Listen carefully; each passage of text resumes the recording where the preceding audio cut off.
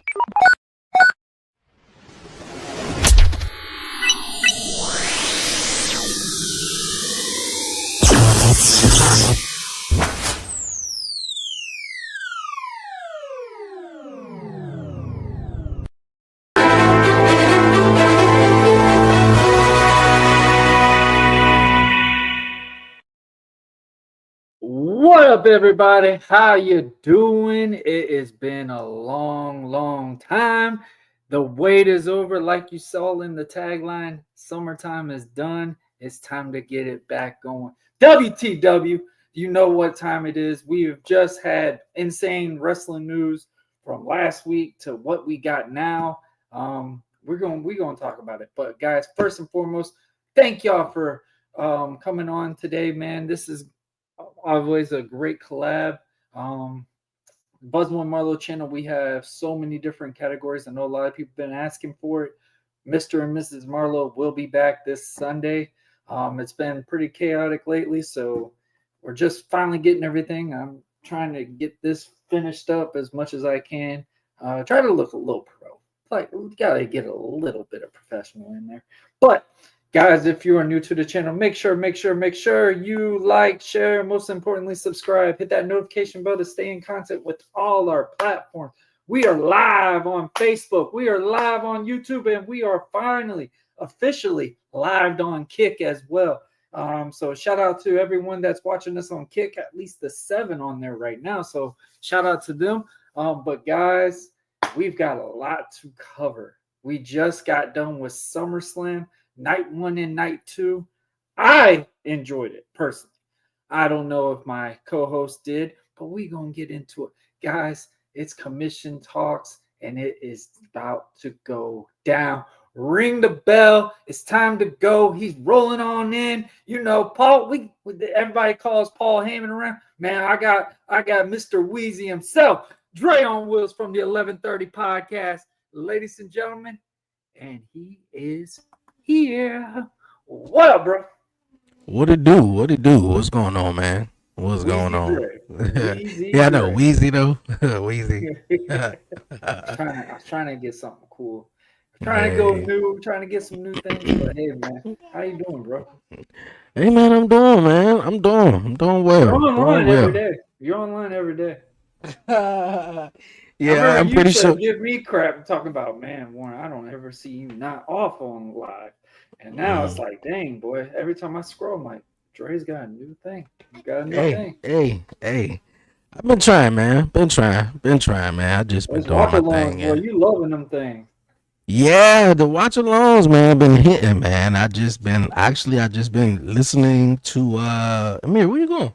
I've been listening to the analytics, kind of like the YouTube channel, man, just to continue trying to grow it. And once I started doing it, man, I was just like, okay, like, you know, stuff started, picking up a little bit more. So, I mean, you know, it's been cool. It's been cool and fun at the same time, and fun. So, yeah. I love it, man. I know we both have been doing this thing for a long time now. I think we're both on like 5 or 6 years now, I think, right? Yeah. This December will be 6 years for me. How you feel about that? You know, it's been that long already? Yeah, I know, right? It's Time, man. Look at I notice sometimes, man, when you doing something, when you having fun at something, man, time kind of like just goes by, or you just realize, man, just how much time you do spend doing like Yeah. these podcasters and live streams and stuff like that. It's just, and then you look It's up and starting it's to get like, fun. I think that's the yeah, more thing too is now we're looking forward to these things. It's not like, oh, we're dreading it, type scenario. We're enjoying ourselves. Dre, man, I feel like how we've been doing with this, man. I feel like this is our commission talks right here. One of us is just rising us up just to keep it going each and every year. This great picture right here, I think oh, okay, this okay. will I'm be a trying to figure meme out what for I'm looking years. at though. Okay, This I will see be a it. I meme see for years. it. That one, I mean, the match itself was phenomenal. We'll get into that and soon, but man, so how's your summer been so far? I know little man just had a birthday and everything like that. So how's Yeah, everything been when was going? the last time we was on? Was it May? Yeah. I was just trying to ask myself that before we got on. Yeah, it was May. Yeah, man, he 3. I was just saying before we went live, his new thing is huh. Did you hear me? Oh man. Huh. Yeah. Did you hear me? Yeah. But yeah, he turned 3 and had a little wrestling themed Joan, and got him a well, his mom got it for him though, the Money in the Bank briefcase, because he's seen Seth Rollins as the Money in the Bank, so he gotta have. Of course, he had the title just like Seth, so of course Seth lost the Oh title. Now man. he got the Money in the Bank just like Seth, so I got him a little another uh little toy, the little belts and stuff, Yeah. because the other two he destroyed and whatnot. So I was like, you got to cash in on me. So it was like 1, 2, 3, and then every time. But I always try to tell him like, don't get up, because he always do 1, 2, and then he kick out. Oh, Seth Rollins kick out, Oh man. kick Yep. out. So I got to record it. Everybody keeps saying I got to record the reaction, man, and post it. And I'm definitely in. But yeah, man, just just doing that. He starts school in about 3 weeks, so we preparing for that, phase in life, How man. It's nervous just, are you? Are you nervous? yeah. And not even a little while back, over the summer, like I think it was 4th of July weekend, he got sick. He caught the pneumonia, and he had a fever. Yeah, so things was a little, rough right there, man. And stayed over at the hospital for what, like a night. He was ready. He was ready to go home though. But yeah, we could just tell like he wasn't doing well for a minute though. Thought it was a little common, a little cold. He had a fever. All right, bet we can knock that out. But yeah, it was a little bit more serious than that. But why? Why? Don't See, don't I'm having a don't get shy conversation. now I'm having. because when I'm school starts, that's when the kids are gonna get sick and all that yeah, stuff. yeah, Be yeah. all over the place. Go put it back. Look, I'm just having a conversation with him. He walk out the bathroom with the mop. Like he wanna mop the floor. He wanna sweep the floor. Like it's so interesting with this little 3-year old. Thank you. Go put it back, man. It's just so interesting what he pick up and want to do and stuff like that. So yeah, So we who's just more be hoping he nervous, be you or keeping the the energy, mom? Is the huh? mom or you? Who's more nervous about Oh, school his starting? mother, more nervous. Oh yeah, more man. Dre's What? like, I need a vacation. I need. Look, and she don't even know she needed too. She don't even know she needed. She just be like, I'm gonna be nervous. Yeah, she gonna be nervous though. But trust me, after I that mean, that's first bound week to happen. go by and that weekend come, cause I keep telling her that Saturday, that first Saturday, he wake up and he gonna think he's supposed to get up and go to school, and he gonna be like, "Mommy, I want to go to school."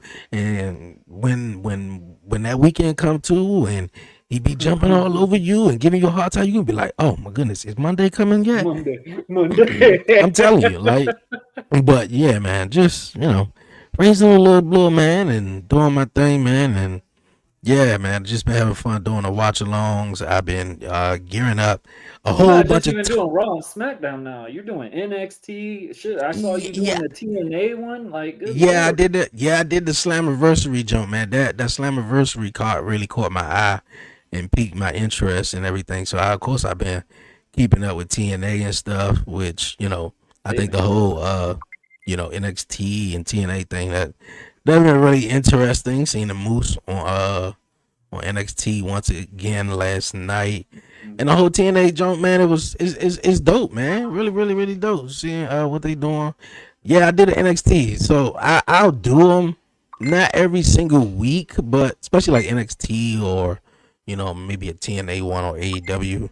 It's like every now and then, but definitely Raw and SmackDown though. But yeah, man, been doing the watch alongs. It's all fun and gearing up for the fall when I bring back Beyond 1130 and the podcast show because I got a whole lot of topics I've been writing down and even just going through life and parenting and stuff. So yeah, man, just been chilling, man. Apparently, we just got an update. TNA and AAA wrestling will be moving to Peacock. Are you serious? That's what I just read. Yeah, that'd be Okay, awesome. I mean, that's that's that that. I don't mean, sound TNA okay. finally got a Okay. network. So did they? So okay. So basically, did they make a swap and say, okay, we'll go to ESPN and we'll put AAA and all our other Speaking of that, stuff hold on on, hold on. Peacock? We're way ahead now. Everybody, if you didn't know, just breaking news just today. ESPN and WWE are fully partnered in now. That means starting with the Royal Rumble this upcoming next year will be on ESPN Plus. So you will be able to watch all the big live PLEs on ESPN Plus. So now we can talk about it now. Like what we just said, if everybody don't remember, WWE has been on Peacock for I say about 5 years now, right? About 5 or 6 Mm-hmm. years. And obviously, this is going to be a big change compared to what we're used to because you either paid that $6 a month or you paid the $15 a month for the Peacock premiums, which I knew something was going to go down. We had a feeling when TKO was taking over, they were going to bring it into a UFC type genre. Obviously, but we don't see UFC doing a 2-night event. So I think this is something that they're. I honestly, I believe WWE is drawing more than what we see in UFC events at times. Yeah. I mean, Yeah. look what they did with SummerSlam. Look what Mhm. they've done with WrestleMania. I mean, all the PLEs have damn near been sold out. So it's like, seeing what they're doing with this, and I mean, it's just really beautiful. Speaking of a wrestler's perspective, seeing that something that used to only pack out gymnasiums. WWE, they used to pack out arenas. Now they're in stadiums as a regular shows and stuff now. So what how do you feel about all of this stuff, man? Like where wrestling is gone Yeah, and man. where we're going, bro. Yeah, Roman was just talking about that, I on just for watched his interview heading home, yeah. And and I saw Stephen Cody was Stephen on A. the same thing. Stephen A. Smith, when WWE come to ESPN, Stephen A. Smith gotta be a manager. I think that would I be mean, we got Jelly awesome. Roll in the That ring. that would be awesome. But yeah, wrestling, man, or at least WWE is at a height that is I don't think it's I think it's untouchable now. I yeah, it really is. believe it. Yeah, it is up there. Yeah, and I'm looking at one thing right now that TNA Wrestling is They've been reportedly begging. They needed a platform. They just to needed Peacock, one and I platform. think WWE helped them with that. And for real, I think WWE low key, they probably ain't gonna make an announcement, which I don't think they should, and just keep TNA running how they doing it or whatever. Yes. But I think WWE bought TNA low key though. I Oh, think they, I think they about to guarantee buy it's already them. been there. I think Yeah, we've already figured that out. The way that yeah. NXT has been going, which I know a lot of people are feeling back and forth on it, but I love what they're doing because they're bringing presentation to TNA. TNA is getting a lot, like you just said, Slammiversary, bro. We got to witness AJ Styles back, listening to his original theme song. You would not have seen that 4 years ago. Like you would have saw AJ maybe do his little pop up on a video and say, "Hey man, congratulations," whatever. But you wouldn't saw AJ in the building listening to the original AJ Styles song coming out to that. Even though he's been on interviews saying that he absolutely hates that song, but to hear it and it was just like, oh man, TNA's came a long way.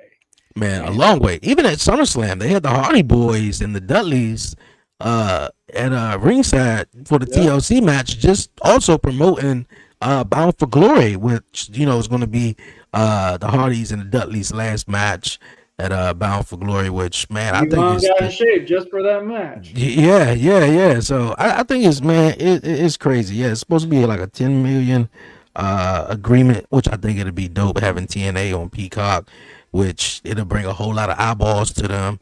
And obviously WWE will be working with them, which AAA, which they doing right now. Dominic Mysterio over there being still in all the girls' hearts over there. If you've seen the video where he showed up and the arena went crazy.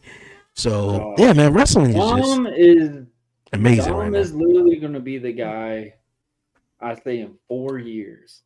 I want to ask you a question. Be a main guy. Did you? I don't know if anybody peeped it though, but I said it. Did you notice that the Dominic and AJ Styles match was a throwback tribute to the Eddie Guerrero and Kurt Angle match at WrestleMania 20? I was almost in tears when I saw AJ come out with no gloves. I don't think I've ever seen AJ in a match without gloves on his hands. And seeing the tape and seeing the tights, I was like, oh wow, does he really have Eddie's gear on? And then when it said Styles on the back, I was like, dude, that is awesome. And then the craziest thing is his son was wearing the blonde wig to symbolize Dominic. I didn't even catch the old SummerSlam match, the custody battle match, obviously, between Eddie and Ray. I thought that was pretty cool. And then you see Dom come out in the mask, which I thought was really awesome. And to see the chair, we'll get more into that match very, very soon. Actually, let's go ahead and start talking about it. We just had SummerSlam just finished not even 4 days ago. I was super excited about this card. Now, I'm going to address the elephant in the room. I know we got IWC. All of them want to shoot something. They're mad about everything. This card wasn't as built up as it should be. We're always saying we want to build new talent. We want to bring new things. I thought everyone in this card on both nights delivered. Jade looked like she actually could compete finally. Tiffany Stratton looked like she really has grown as a champion. The girls, dude, I was so entertained watching Charlotte and Alexa Bliss as a tag team. And seeing Charlotte getting cheers, which I still say to this day, Charlotte is one of the best pound for pound, bell to bell performer right now. I'm not even just saying in WWE. I'm saying in wrestling right now. That woman is it. The shape that she didn't even have to get in the shape that she is in right now. And that girl is doing phenomenal work. And then you see him with Alexa Bliss tagging with them together. I thought that was really cool. But we're going to talk about the main match that everyone wanted to crap on at first.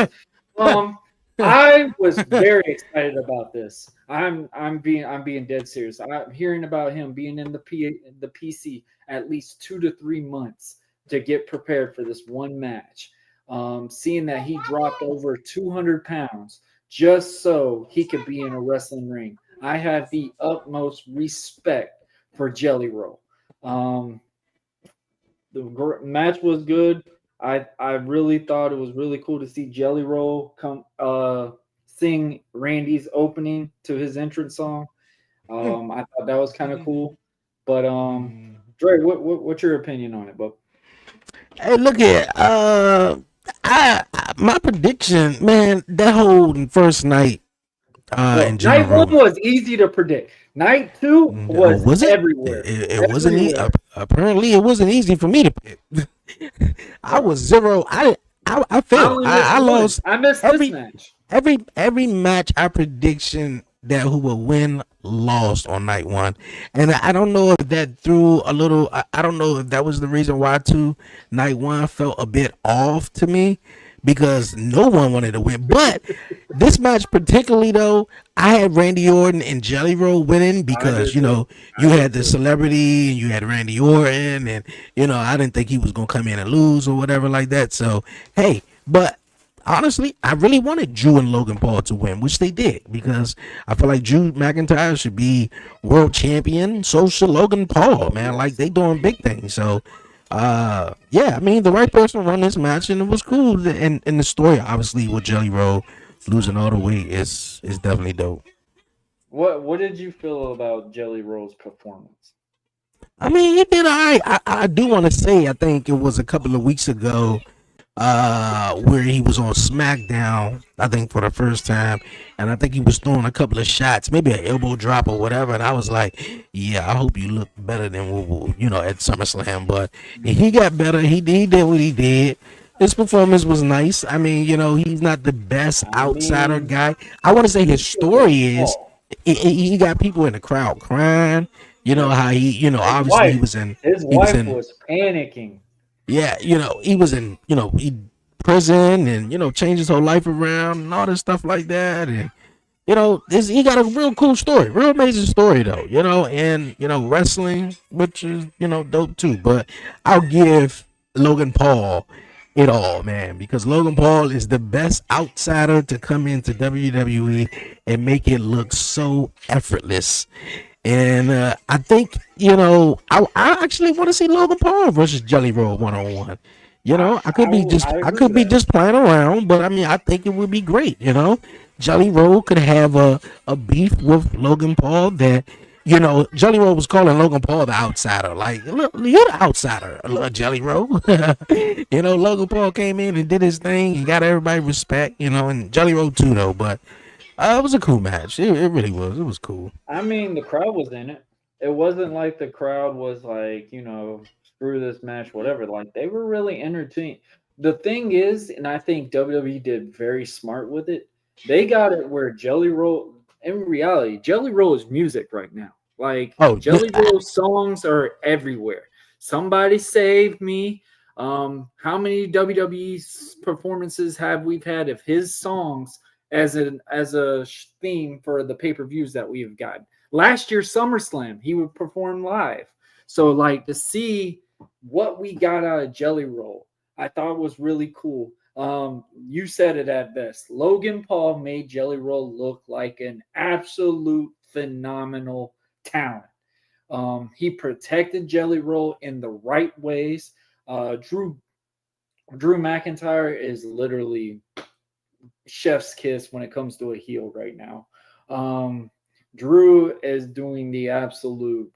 It's like he doesn't even have to put an effort anymore, and he is still killing it, telling stories, getting you entertained. He helps you cheer for the guy that he's facing. You always want to cheer for the guy that Drew's facing because it's just that he brings that good nostalgia to it. Same with Logan Paul. Logan Paul's got it to where you could have the world's worst guy on the planet. They will cheer him over Logan Paul. And that's something I feel like what really worked with McIntyre and Paul being a tag team. Orton, Randy makes it so easy in so many different ways. Obviously, we knew Randy. I thought was really cool. Jelly Roll actually started the match. That's a first out of any. If anybody doesn't realize, celebrity matches. Jelly Roll started that match the very beginning, and I kind of had a feeling where they were going to go with it. Jelly Roll was going to get the first opening, and they were going to get him like, "Hey, you picked the one to do this. We're about to show you what's up." Obviously worked it up to the tag of Randy and stuff like that. Big shout out to Jelly Roll for taking the fall on the table by Logan Paul. My goodness. Oh yeah, that was nice. My goodness. Nice. Jelly Roll didn't have to take that. we respect you. It sure wasn't gonna be Randy. Oh no, it wasn't gonna be Randy. I think they did it perfect. Randy didn't get the tag until later on in the fall. Obviously, at the end, I mean, Drew, like I said, man, Drew doesn't even have to really do much, and you know how to keep the match entertained. They did a really good job with this. They made Jelly Roll look really strong. There was some things that you could tell that Jelly Roll was having trouble with. Cardio is a son of a gun when it comes to being in the ring. And to see what Jelly Roll did for a long time, too. Jelly Roll was in the ring for a good bit. So I liked what we got out of it. There were some things that were a little, a little sloppy, but I mean, the dude was blown up. And I think Logan and Drew did very well to take care of him. And Randy, bro, Randy's just Randy. I mean, is there anything else we could say about Randy Orton? Um, I dude, dude is in it's Randy that ate younger Randy. And it's like I don't know how to describe it. We got a smaller John Cena, and I guess the body transformed into Randy Orton's legs. Like it's the most obscene thing. And seeing what Orton has been able to do and stuff like that, I mean, it was a phenomenal. I really enjoyed this match just because not only that you saw Jelly Roll really try. And that's something that a lot of celebrities used to kind of brush upon. Okay, I'll do what you want me to do, but I want to get the main thing. So I want to do a choke slam or something like that. And I mean, Jelly Roll really did this in a respectful manner to where it did not disgrace himself or the art of pro wrestling. So I was very happy with this. Yeah. All righty. The next match, obviously, we're going to talk about it. Roman and Jay versus Braun and Bronson. Just call him Braun, man. I know it's so difficult trying shoe thieves. The shoe thieves right now. My goodness, The shoe thieves. 2 for 2 now. Roman No. Fucking them Jays, bro. Nah, He better he the not. tribal thief. Oh, That's what they called him, the tribal thief. Oh yeah, I did see that. That was funny. I love how they got his all white and they're wearing it like a damn necklace, and it's precious. And then they got his all red ones. I heard on Monday. So Roman, just you don't wear your actual shoes out there because Bronson and Braun over there are about to take it. They trying to take all your footwear, bro. But what's your thoughts on this match, bro? Man, once again, man, night one was one of them nights that I got this match wrong. I just felt like, man, hold up. I picked Roman Reigns, and you did not pick Roman specifically for tribal teeth shit. no, yeah, I get it. I get it. I get it. Man. I picked Bronson Reed and Braun Breaker because of obviously the build up towards it. Huh? They didn't need it. What, Roman and Jay? Well, either team really didn't need the fall. I feel like Roman and Jay didn't need it. Jay wasn't even on Raw. Roman came up at the end of to obviously go back into the storyline with Seth. I feel like Bronson Reed, the way they've been pushing him, I mean, and definitely Braun Breaker, I feel like that was theirs for the taking right there. Then they laid him out, of course, on Monday night. I just felt like, and then they came out, the bell rung, Jey Uso ran, talk about run it back during the middle of the match. That was supposed to be Bronson Reed and Braun Breaker advantage to attack them, but no, they set their ass on the outside, just waited and look at them yeet in the middle of the match while the music playing, and then they get back in the ring. I mean, everything was cool. My favorite part about the match, though. Jay was blown up. Yeah, they talk about that a lot. That Jey Uso, man, he should stop coming through the crowd, man. If you be so tired like that, just stop coming through the crowd. But my favorite part about the match was Braun Breaker, man. When my man got so frustrated and so just like, okay, fuck it, I'm done with it. My man said, fuck it. He pulled up the straps, man, and put the straps back down, man. And I was like, yo, that's some Kurt. I don't know. You remember Kurt Angle doing that? When Kurt Angle was just like, yeah, man, look, I can't get him in the ankle lock. Fuck it, I'm going to pull up the straps and pull him back down. As if that gave them some type of, motivation or luck or whatever. Man, that had me dying laughing. Every time I see the video, I just crack up laughing. And just week by week, you can see the personality and the character of Braun Breaker coming out and everything, which is totally dope, man. So, and then you got Bronson Reed, man, who's Debo right now, taking Roman Reigns' shoes every time he see him. Like, come on, man. Come on. I love how this dude is doing the simplest things, and he is being talked about every single week. And like you just said, you thought these two were going to win because in a way they've been still building up to what their faction is. Obviously, we saw what happened. I think that's one big factor or reason why they won. Obviously, Roman was in the tag match, so it wouldn't have made sense for Roman to lose. Opening the show on night one, you got him and Jay. A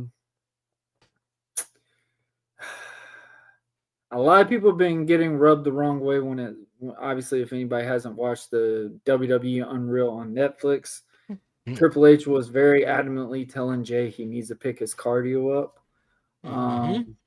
And I think that has been – Jay looks phenomenal. I feel like I really thought Jay's was going to be like a flavor of a month type scenario, and the fans are just still eating them up.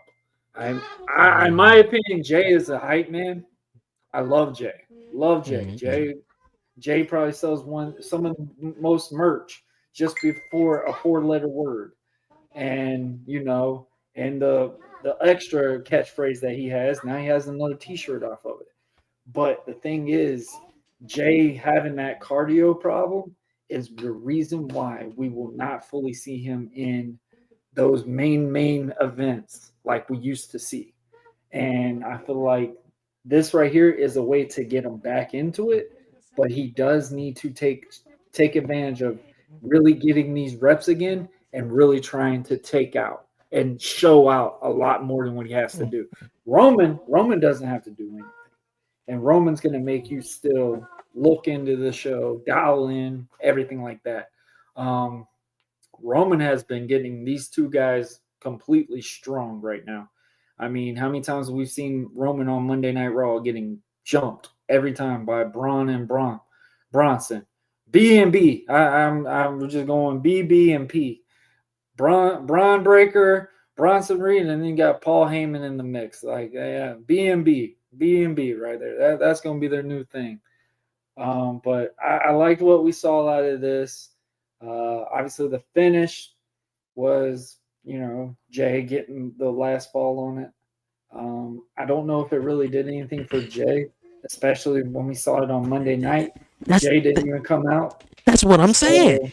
That's what I'm saying. Like, Roman is going to be Roman. He's going to be the tribal chief. He's going to go on to, and I don't know. This was like a feel good match. Like, like that was the part Roman's on the card. But now, but to what happened, obviously I know we're going to get into it, to what happened at the end of the show, whether that played a factor into who wins this match. Okay, then I get it, but we'll get into it. We get into it though. But yeah, this was cool, man. This was cool. But yeah, Jay need to get his he need to switch some stuff up, man. Yeah. All right, my God. Let's talk about this match. Do we have to? This wasn't a bad match. But here's my thing. Everybody wants to do this. We want Cross. Buy his merch. Get this man talked about. But here's my thing with Cross. Cross looked very fucking sloppy 3 or 4 different times in that match against Sammy. There were some things that I noticed with it. I felt like, I don't know if he was just, a little winded, whatever. He sold the finish very well. I will give him that. But there are some things that I feel like Cross is struggling with, and I could see why we're not getting Cross fully ramped up. But I want to clear this out right now. I think Cross has been re-signed, and more importantly, I think they're doing this to build him a storyline right now. And everyone's just dialed in like, oh my God, he's on personal social media, whining, da-da-da-da. We want Cross, bro. They're telling you to give you an opportunity to get him shown more. If y'all want him, show it. And I feel like, honestly, this was a match Cross needed. It was a good match. Sammy not using the pipe, telling the story that he's just a good guy still. I feel like that was not the good call in this one because, one, we don't know where that puts Sammy, and 2, Cross is now 0-2 against Sami Zayn, and they said we are done, and Cross shook his head yes. So I feel like in person and honestly personal perspective, Sammy asked to have this match with Cross just so he got on the PLE. I feel like that was what the case was. Obviously, the finish I wasn't happy with because, I mean, everyone's saying it. We want Cross. Yeah, Why yeah, did it? yeah. You're right. But the thing about it is, I don't really necessarily see it as okay, these two guys had the match, or at least Sammy had the matchup with Cross just to have him on the show. They've been sort of having this story, Mhm. more so about the story than the actual match. They've been telling this story. Cross want Sami Zayn to say, Cross, you told the truth, and obviously he wasn't going to lose at Saudi Arabia in front of Sami Zayn's people at Night of Champions. So they run it back, man. Karrion Kross get the upper hand in between, attacking them and stuff, even in interviews and whatnot. I felt like this was, and maybe he did have some mishaps, in the ring that he looked as sloppy. Maybe I wasn't paying attention to it. I was just so ecstatic and probably happy that he was on SummerSlam and that he was going to win. And there's another match that I totally got wrong. It was just like, it's no way that they're going to give Karrion Kross another match with Sammy at I picked SummerSlam, Cross. I picked and Cross to win this. and he loses. Like it was just so wow. Like, yeah, they could be telling the story, but I mean, I guess they run it back again. I mean, at this point, it's not even No, I even. think they're done. It's I think the yeah, because story's over. it's not even even. He's 2-0 against him. I mean, unless you come out and Oh, if you say think you it this wanted way, another. Sammy flat out said, "We're done." Cross shook his head, yes. My biggest thing is on this, if they were really trying to give a story between these two, Cross needed to win this. So when Sammy does get that big win, it's that matterful, like, hey, I finally overcame Cross type scenario. This one was just like, all right, we're gonna put y'all together. Y'all come up with what y'all want to do. But Sammy's gonna win.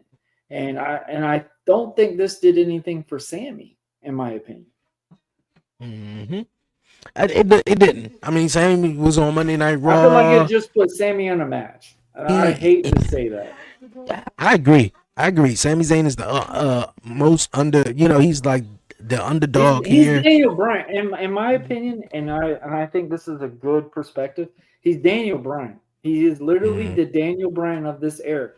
It doesn't matter what Sammy is doing now because Sammy's already done so much.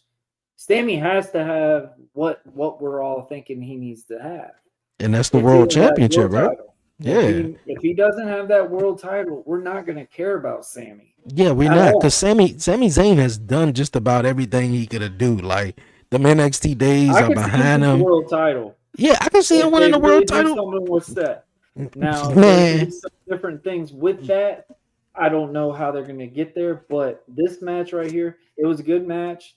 I was happy to see Cross on the card, but there was certain things that even I could not just sit there and go, all right, man, I just want to watch the match and be entertained. I had to critique a good bit of it yeah, because there I was know. some things I felt like there was a little bit of Yeah, off keys with certain things. yeah. The thing with Scarlett, I think the referee was supposed.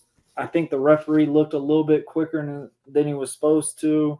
I think I don't know what all happened with that, but at the end of the thing, Sammy beat Cross, and yeah, I don't know where it went with that. But this Yeah. match, I'm very excited to talk about. Obviously, we talked a little bit of dialed into it. Literally, I say this all the time. AJ Styles is on his own mountain. If we really want to see who is the next Shawn Michaels, AJ Styles is that talk. Legitimately a hybrid athlete. He was a legit professional wrestler. One of the indie guys that literally put indies on a map. The guy that made anybody watch TNA. Mm. Um, I mean, if anything, bro, watching Samoa Joe, Christopher Daniels, Frankie Kazarian, the stuff that he did with Kurt Angle in TNA, oh my goodness, some of the best matches I've seen off of that. But seeing AJ now, obviously AJ is getting further into, almost being done. We're seeing jacked AJ more than anything. And AJ is yoked up for somehow. Obviously, he got this big build that they were doing with Dominic. This is one match I got wrong because I thought I've been seeing some hints. John Cena's tour is almost coming up. Yeah, I heard that too. And I was seeing that maybe if AJ won the Intercontinental title, I literally saw John Cena, AJ Styles in Paris. But we didn't get that. We got Dom, and I'm not mad with the finish because they made our good, beloved, one of the best performers in ever touched in the ring, Eddie Guerrero, proud, flat out. I think him and Ray could literally be like, man, that was amazing to watch. What are your thoughts on this match? Hey man, this matchup, I think this took place on night 2. So night 2 was pretty. I enjoyed night 2 way more than I enjoyed night 1. This was, I believe, the semi-main event right before the WWE Championship match. Man, Dirty Dom winning the Intercontinental title at SummerSlam. I thought it was phenomenal, man. And I don't know if This injuries. could have opened the show. I felt like this could have opened night but 2. we all know Roman though. Roman, if he ain't main eventing, he gonna open up the show. What they night 1? They were night 1. Yeah. You're right. The women's title did open night 2. But yeah, man, Dirty Dom, man. I mean, good Intercontinental champion for us, a heel. I don't know the injuries, him trying to get well. I love the little antics that him and AJ were doing. I loved it. Loved it. You go. I'm just like, man, AJ's having fun, bro. Man, you go back to some of the clips that I posted. One of my favorite ones was Adam Pearce was talking to the Judgment Day as a whole, and AJ, Dirty Dom was like, you know what, man, Adam Pearce, man, we gonna see if I can get cleared. And I'm not medically clear, something to that effect or whatever. Yeah. And the camera pans over to AJ Styles, and he's on his knees praying to God that he gets cleared so he can get the matchup. And Dirty Dom looks at him and he says, he said, oh no, he's praying to God, no. And then Dirty Dom looks up and says, God, please don't let it come true. God, please don't let it come true. Oh my God. Oh my goodness. That had me cracking up. He over there praying to God he get cleared. Dirty Dom over here talking about God, don't let it come true. This ain't the end between AJ and Dom. And honestly, this is the opposite of how I feel between with Sammy and Cross. I want to see more between AJ and Dom. I think they did a great deliverance. They gave you a snack. If there's a way to put in like chapters wise, because they've built this thing for a while. AJ could not touch Dom because he wasn't quote unquote cleared from whatever he had. I think he had a tummy ache because he ate the wrong chicken nugget that day. I don't know what it was. He might have had a food virus or something. I don't know. But this match itself, seeing AJ come out in Eddie's gear. Oh, man. Oh, my goodness. 2005 just came all over again. Seeing that match between him and Rayman was just, it was beautiful. One last thing I would like to say on it, though, I think, he's talking about it earlier. Just the homage to the end of the match between Eddie and Kurt Angle for the WWE Championship at WrestleMania 20, how Eddie Guerrero took his boot off. Yes, because Kurt Angle kept putting Eddie Guerrero in an ankle lock. And he wanted to get out of that junk, so he used, lie, cheat, and steal. And he stole his way out of it, and he rolled them up after he, took the boot off. And then, Eddie Guerrero recaptured his WWE Championship, retained his title. So I thought that was a throwback to that match, which was phenomenal, though. So, yeah, I like this match. It was cool. Of course we got phenomenal, because that man is phenomenal. All right, we talking about a good freaking match. This match right here, we talk about it paid homage. It's the first time in 25 years. SummerSlam had a TLC event. And man, shout out to all those tag teams right there. They effing delivered. By far the best TLC match I've ever seen. I've never thought I would say that. Seeing seeing Ray and Andrade get a momentum into it. Obviously, they were just kind of put together. I think this benefited both of them. I'm a big Motor City Machine Gun fans. Those two are just, oh my goodness, best tag team around. The Wyatt Six, finally, we're getting some smartness between what they're doing with the Wyatt Six. I felt like there was a lot of momentum for them because if you haven't heard, Halloween Horror Nights in Florida, they have a Universal thing starting from September all the way to the end of October. And the Wyatt Six have their own haunted house on Universal Halloween Horror Nights. And to pay homage to Bray Wyatt, that was one of his dreams to ever have a haunted house in that. Oh, for real? I thought that was really cool to see that. Obviously, man, what can we say about the Street Profits? I mean, did you see the post show? Did you? Unreal. Did you see the post show about what happened with the Street Profits? Yeah. Oh yeah, man. Oh yeah. All right, before we get to the matchup, man. Art of DIY is phenomenal. I love him as a heel. Babyface, do not give him a babyface run no more. No. Those two as a heel right now, Johnny Gargano is gold on a microphone. Just with the simple little things, and you have his wife added into those things. My goodness, was hilarious. And then Axiom, I mean, those two. I'm still very new with them. Obviously, I knew a little bit of Nate for a little bit, but seeing that every single one of these guys delivered. My biggest thing was I was wondering who was going through the 4 tables, and of course it had to be DIY. They missed one, but I mean 3 out of 4. I mean that was a hell of a fall. What you got, man? What were you? Yeah. This is one of my favorite matches. What it do? This was one of my favorite matches. I believe it was on night 2. What's going on? How's it going? Yeah, Nathan Frazier and Fraxium or Axiom, well, the team Fraxium, they were real cool NXT. So it made their way up to SmackDown. I believe SmackDown got the best tag team division going on right now. Monday night, and I feel like this was also a payback to the tag team division for not including them into WrestleMania, which they wound up having a TLC match that following WrestleMania on that SmackDown. So this was definitely to give them the reward, because Monday Night Raw ain't got no tag teams worth nothing. But yeah, man, DIY, they perfect. Throwing shots at Raw. I mean, they ain't got nothing going on over there. No tag team division. And I just love how all the tag teams just mixing up the story. Ray Phoenix and Andrade, they get together and they just been killing it though. So yeah, Motor City Machine Guns. I love what they got out of that, because I was worried about it. I was like, oh man, they just put these two together.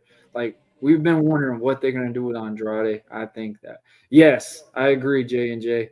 Candice LeRae was paying homage to Lita. Absolutely loved it. I didn't even think of that. Take that fall through the ladder and it break.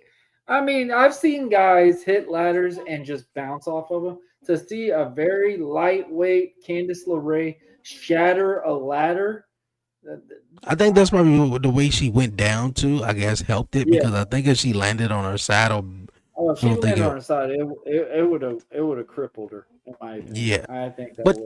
To see the Wyatt Six, man, they back in the fray. This whole matchup, like I was just saying, man, was fantastic. You guys mentioned it in the chat. With Candice LeRae, that spot, everybody jumping off the, all the 4 corners, going through the tables, going through this matchup didn't disappoint at all. So I enjoyed it. Right tag team to retain at SummerSlam. The Wyatt Six was definitely perfect.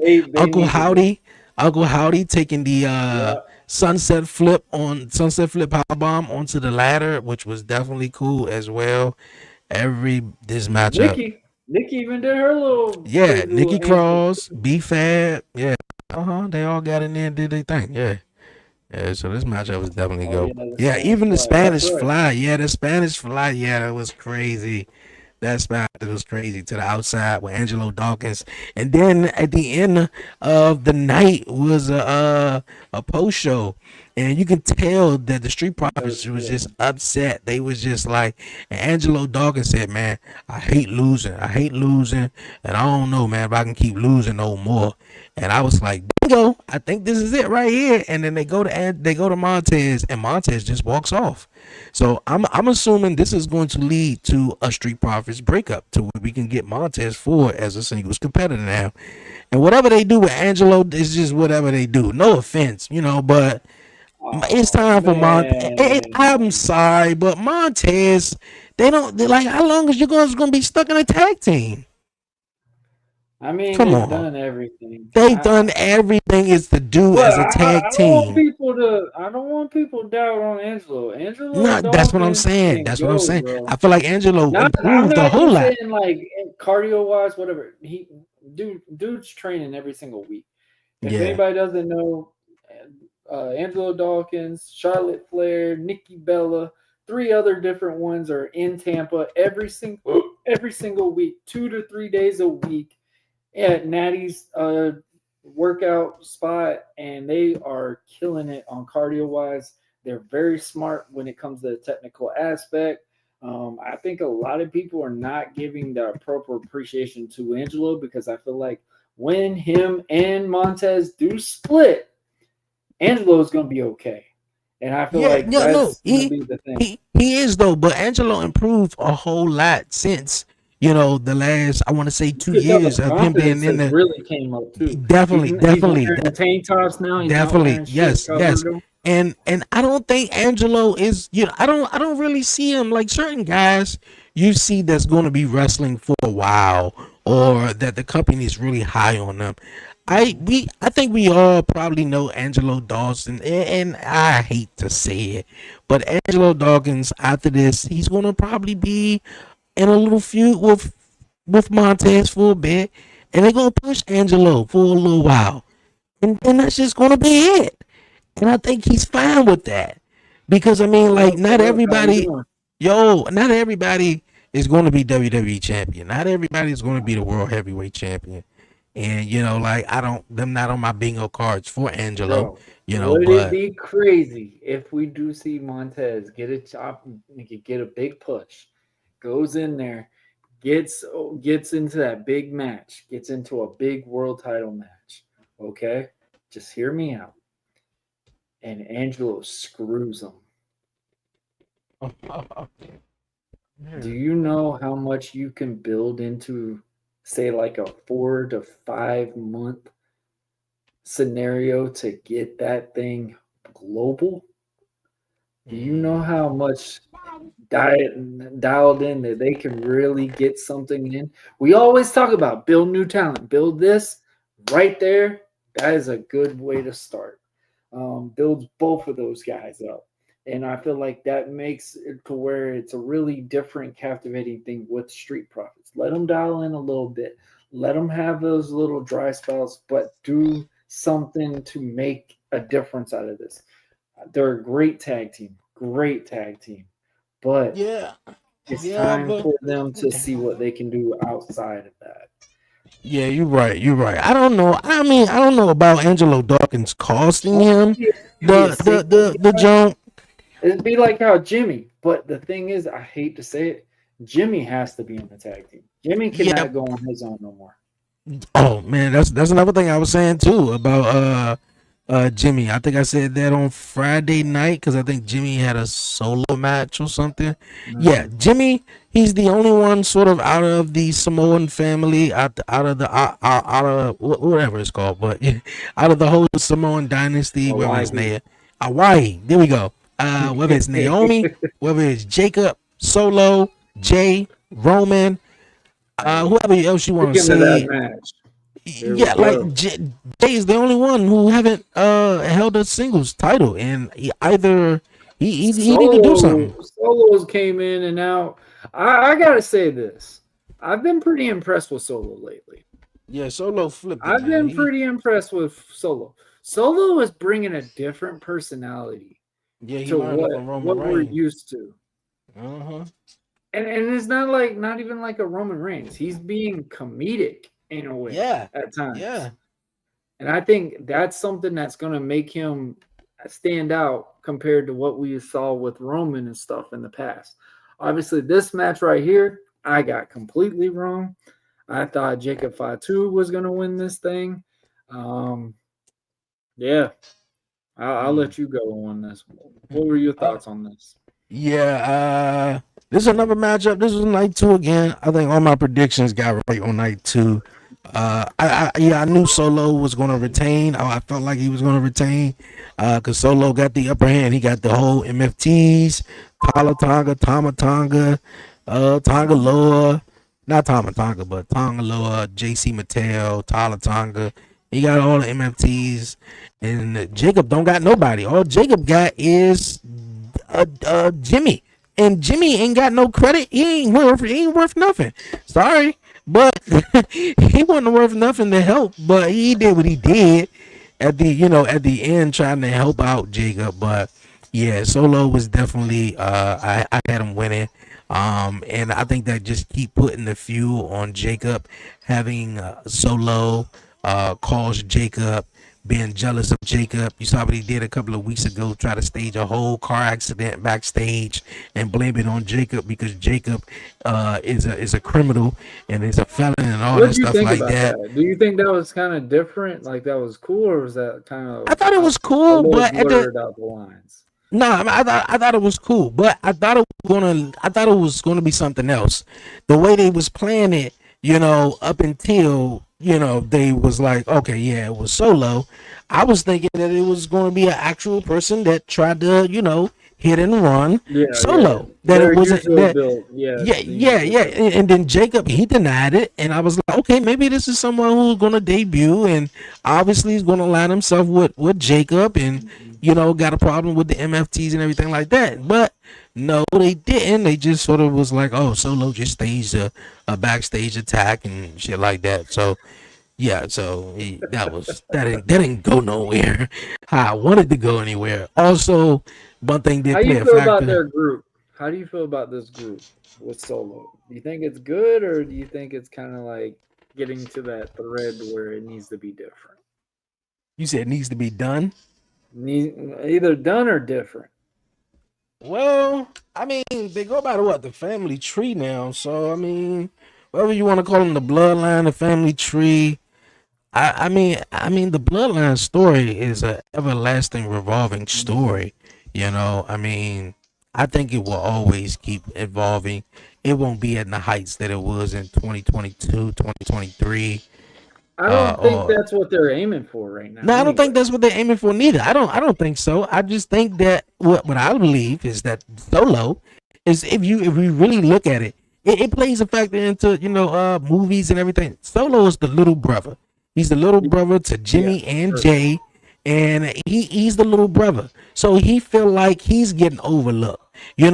Roman is the big cousin. He was the tribal chief for the longest, and he had his whole bloodline. So Solo looking down, the little brother is always going to be looking up to the big brother or the big cousin or something like that. So you got Solo as the little man, and he's like, shit, I'm trying to run some shit up in here too. Like, I'm trying to run. Yeah, exactly. Like, you feel me? Like, he had the Ulafana for a minute.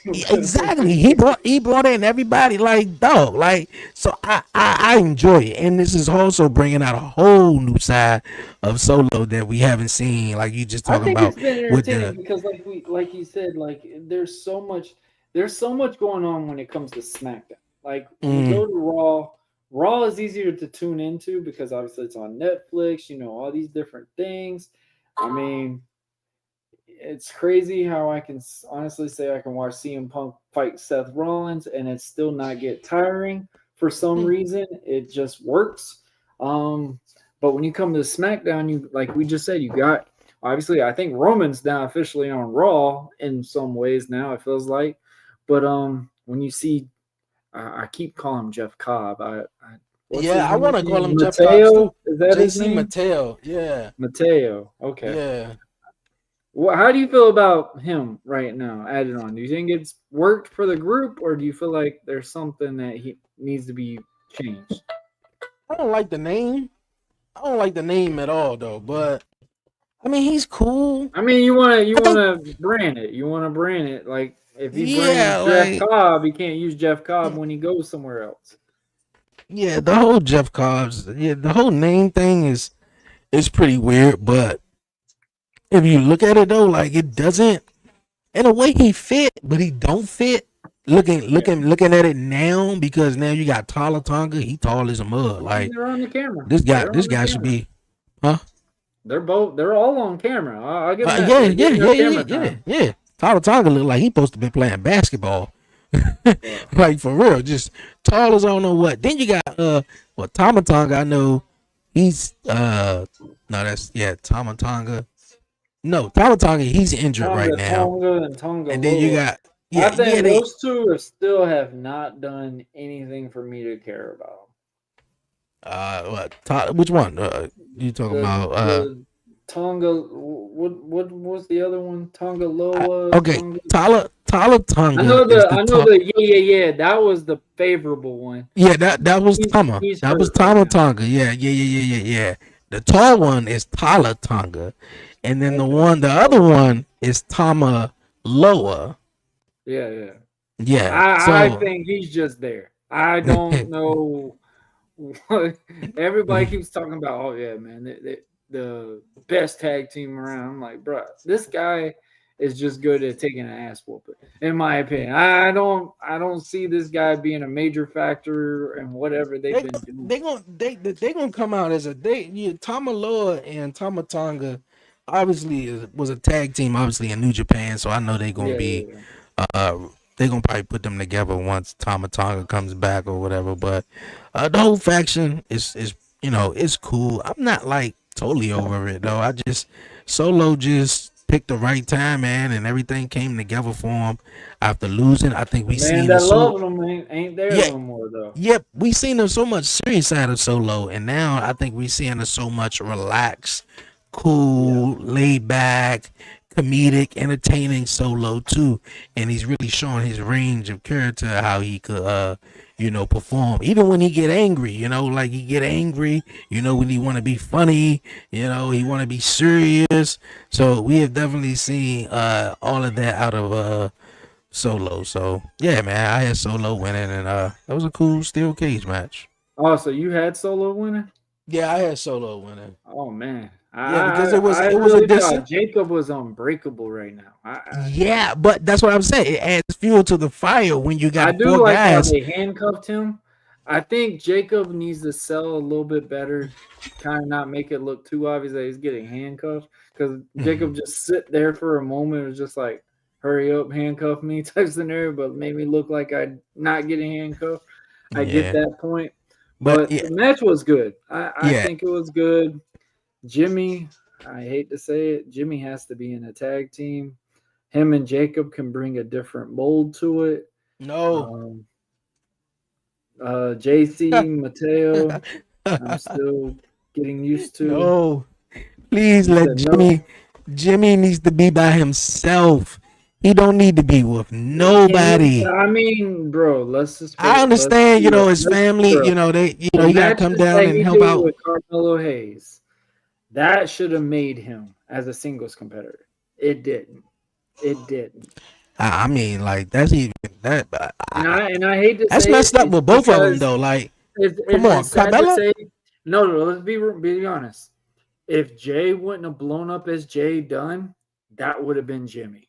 But for right now, it just doesn't work for Jimmy because Jay is just it's just the better one right now. Yeah, I disagree though. Although that we all had our bingo cards. If anyone was going to be successful out of the Usos, it definitely was going to be Jimmy. Oh, Jimmy! But Jimmy had. I don't think Jimmy. But everything. But I don't think Jimmy would have had that. Like it would have been as long as Jay right now. Hindsight is always 20/20. But we looking at it now. I mean, like Jay had the whole yeet thing. I don't know if Jimmy was saying yeet too. Maybe it would have took off like that. I don't know.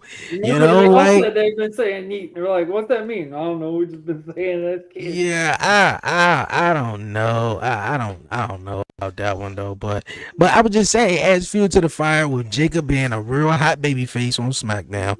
You got 4 guys coming down and beating them up. You ever got one cousin coming out and helping them, and that's not enough. But look at it though. Jacob was standing tall in the end of the match. He took out everybody. He took out I mean, everybody that with handcuff, solo. he broke that handcuff quick. Yeah, that was crazy. He broke the handcuff quick, and Lyra Valkyria couldn't get out the fucking zip ties, Oh no, which was you crazy. just said it. All right, all right. I hate to say this. That was crazy. I Like will when say that this happened, I flat said out her now. ass went under the ring, cut the zip Oh ties, and man. came back out. Well, she got out of it, but then she She had got to out of it. re-zip Yeah. it. She had to re-zip it before the camera zoomed in on it. Yeah. They did good off of that, but my thing with this match, I don't have a single clip from it. I hate to say it, but this match right here was the stinker of the weekend. Which one? And no discredit to Becky Lynch. Becky did phenomenal what she could do in this match. Lyra just could not get you to give a damn about her. I'm sorry. The only exciting thing that happened in this match, I hate to say it, is when Bayley showed up. It showed the momentum thing. They kind of gave it a little twist. Obviously, we know what's going to go with that. Lyra and Bayley, whatever. But this right here, I'm sorry to say, was the stinker of the weekend. Because Lyra is not, I couldn't even care about her. She's a very pretty girl. She does really well trying to fight from under whatever. It just did not work for me. Yeah. Becky did phenomenal with this. She did what she could out of this. And she gave that old nostalgia like the man gimmick when it came Yeah, to she this. got new She theme music beat too. the shit out of Lyra. My goodness, she beat the living daylights out of that girl. With the kendo stick, like you said, the zip ties. I thought it was really cool how they told the story with the toolbox a little bit. I think Lyra didn't sell perfect timing on certain ones. I think that's why her comeback on the match was really just wasn't that. But Bayley coming in, helping out with the match. Obviously, Bayley causing Lyra the match. I just felt like it was just a very, very.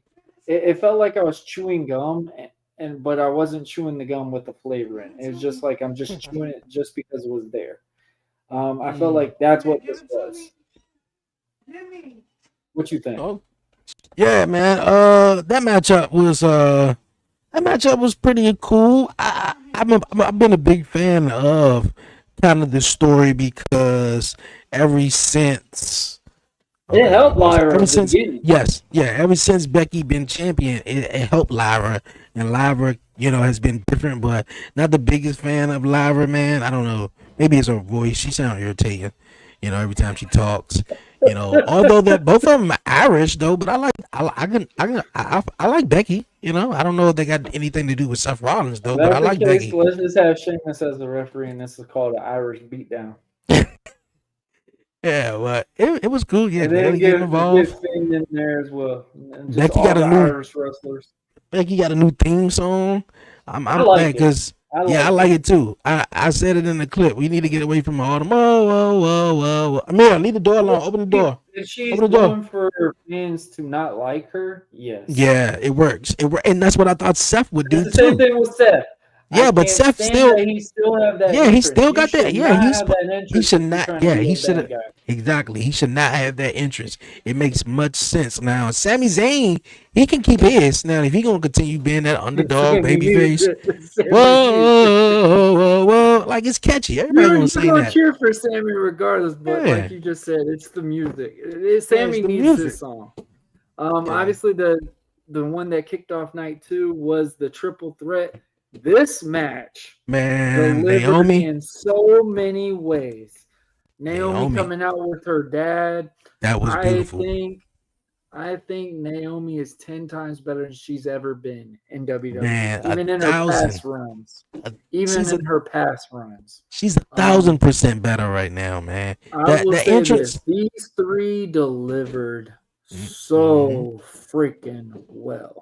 Rhea looked strong. Rhea got what she got out of it. Io, I Mm. love what they're doing with Io, but you're still going to care about Io.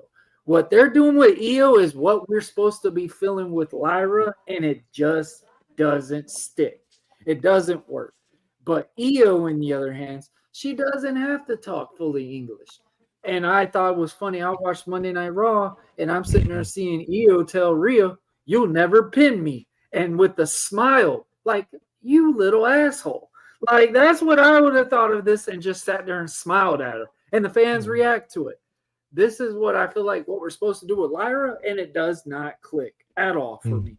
But this match Yeah. right here, Naomi is the MVP of this match, flat Yeah. out. And I I know a lo- lot of people didn't like the finish. I thought the finish was perfect. It Perfect. Look, worked. I want to say, man, I remember when Naomi first started. I believe it was season 2 or 3. I think it was the 3 with all women's NXT. And Yep. I was like, and I think she was the only black woman on the joint. And I was like, yeah, I fuck with Naomi. Yeah, Naomi. Yeah, because at that point, it wasn't too many, African American black, superstars or whatever like that women. But she was doing her thing, and then she went from the Funkadactyls. What was that girl name? What was the girl name that she was Cameron. with? Cameron. Cameron. I could not think of her name. Yeah, she was with the Funkadactyls. She did all of that stuff. Then she went to Glow. Then she went to TNA. Came back, and then she was just buddy with Bailey for a minute. And now she just Yep. pulled all that shit off, man. And she's straight up. I love every bit of Naomi, and her entrance was beautiful. To have her dad, no superstar can say they had their dad or they parent or something like that. Play them out, which was phenomenal. And then she's a heel. She's a heel champion, and that's how heels win. Have Rhea and Io tore the house down like they did at Evolution, and she Yep. came in and stole the victory like she was supposed to. I mean, what more do you want? What more do you want, man? Like, let's just keep it simple with heels, man. Yeah, man. That's the thing. I Like, thought it was perfect, and I praise Triple H so well, and I know this is why I love what we got with Triple H, because Triple H is literally, when you say top heels, Triple H is in my top 3 forever. I mean, I couldn't stand him beating The Rock. I could not stand it. My goodness. But seeing that little roll up, and I'm like, dude, this is what they've been missing. Those, and they don't do it regularly. So when it happened, it was like, whoa, that just happened. Like, you turn away for a second and you saw that pinfall. You're like, hold on, did I just miss it?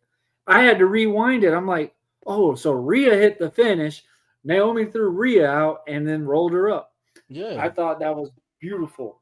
And then, of course, it puts a little stink to Rhea because Rhea still hasn't beat Io. But Io was, and Io wasn't pinned in the match.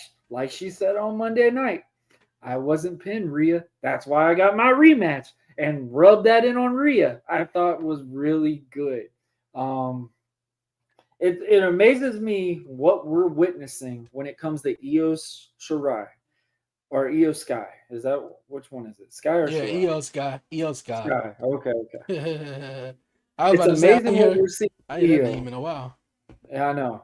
It's amazing what we're seeing with Io right now because we wouldn't have saw this earlier on.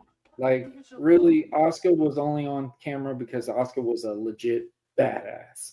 But what we're seeing out of Io's not doing a lot, but she is getting the crowd behind her.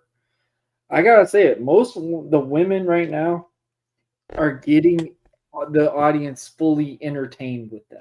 Alexa Bliss, Charlotte Flair, um, Chelsea Green. My goodness, Lord, that girl's gonna be on another star coming into the ranks. I think Yep. Candice LeRae now just got building momentum for her. Just the stuff that we're seeing with just the women wrestlers right now. I've been very impressed. Other than Lyra, I hate to say it, Lyra just has not done anything for me. Speaking of that, we're going to talk about the next one. We're going to talk about Judgment Day versus Alexa Bliss and Charlotte Flair. What were your thoughts on this? Man, that was I did not have them winning on my bingo card. What? I like the man. Look at I did not have no one. Wow. If you look at all the matches on night one, no one that I picked won. Roman and them, they won. I didn't pick them. Alexa and Charlotte won. I did not pick them. So you thought they were just put together? Sammy won. I didn't pick him. Jay didn't pick Cargill won. I mean, Jay Cargill lost. Didn't pick Tiffany Stratton to win. I didn't even pick CM Punk to win. Hold on. We're going. Yeah, I know. I'm just saying, like We're everybody, gonna- everybody lost. Yeah. So, yeah, I didn't. I like Charlotte and Alexa Bliss. It's a throne. They cool. You know, them the OGs from the NXT days back in the black and female gold. version of Sheamus and Cesaro, I think. I'm not your friend. I wouldn't And then quite we say go that together. because I wouldn't Actually, quite say you that know because what? It's they Team didn't Hell have- No. It's Team Hell No. better. That's better. Charlotte Yes. and Alexa. better. Because Alexa's that dark, twisted bliss Yeah, type character. And then you got Yeah. Charlotte Flair. Elegant, class. Doesn't really ever get to show a different characteristic of herself than I'm better than you type attitude. Mhm. I think Yeah. what they've been It's with each more other more now is very good. kind of like what they did in the pro show too. I'm the tag team champ. No, I'm the tag team champ, Yeah. just like Team Hell No did.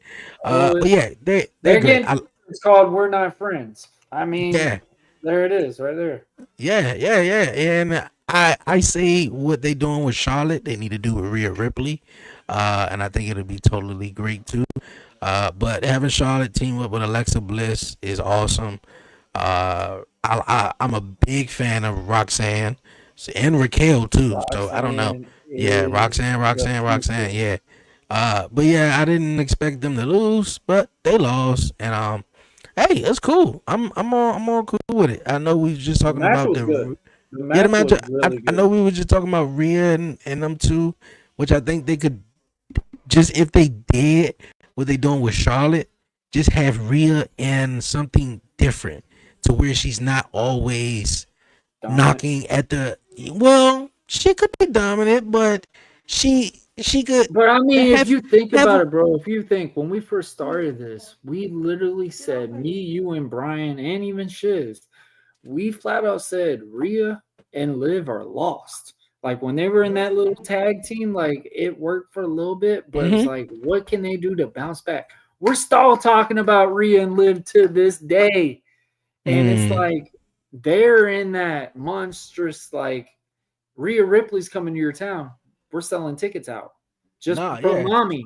Yeah, And it's yeah. like, certain things. I do agree what you're saying because it's honestly they're trying to get it where Rhea looks dominant, but also is fighting under in some ways. And I feel like that's the hard thing they're trying to discover when it comes to that as well. Pick it up. I'm gonna pick it up. Put it right where you got it from. No, more so like it's not even about looking dominant or anything like that. It's just to where she's not always knocking on the women's championship.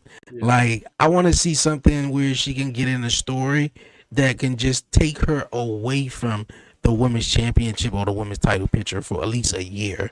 And my scenario that I had, and I said on the live stream the other day, was that would be great if Rhea Ripley, there's been an idea of to have her have a mystery attacker,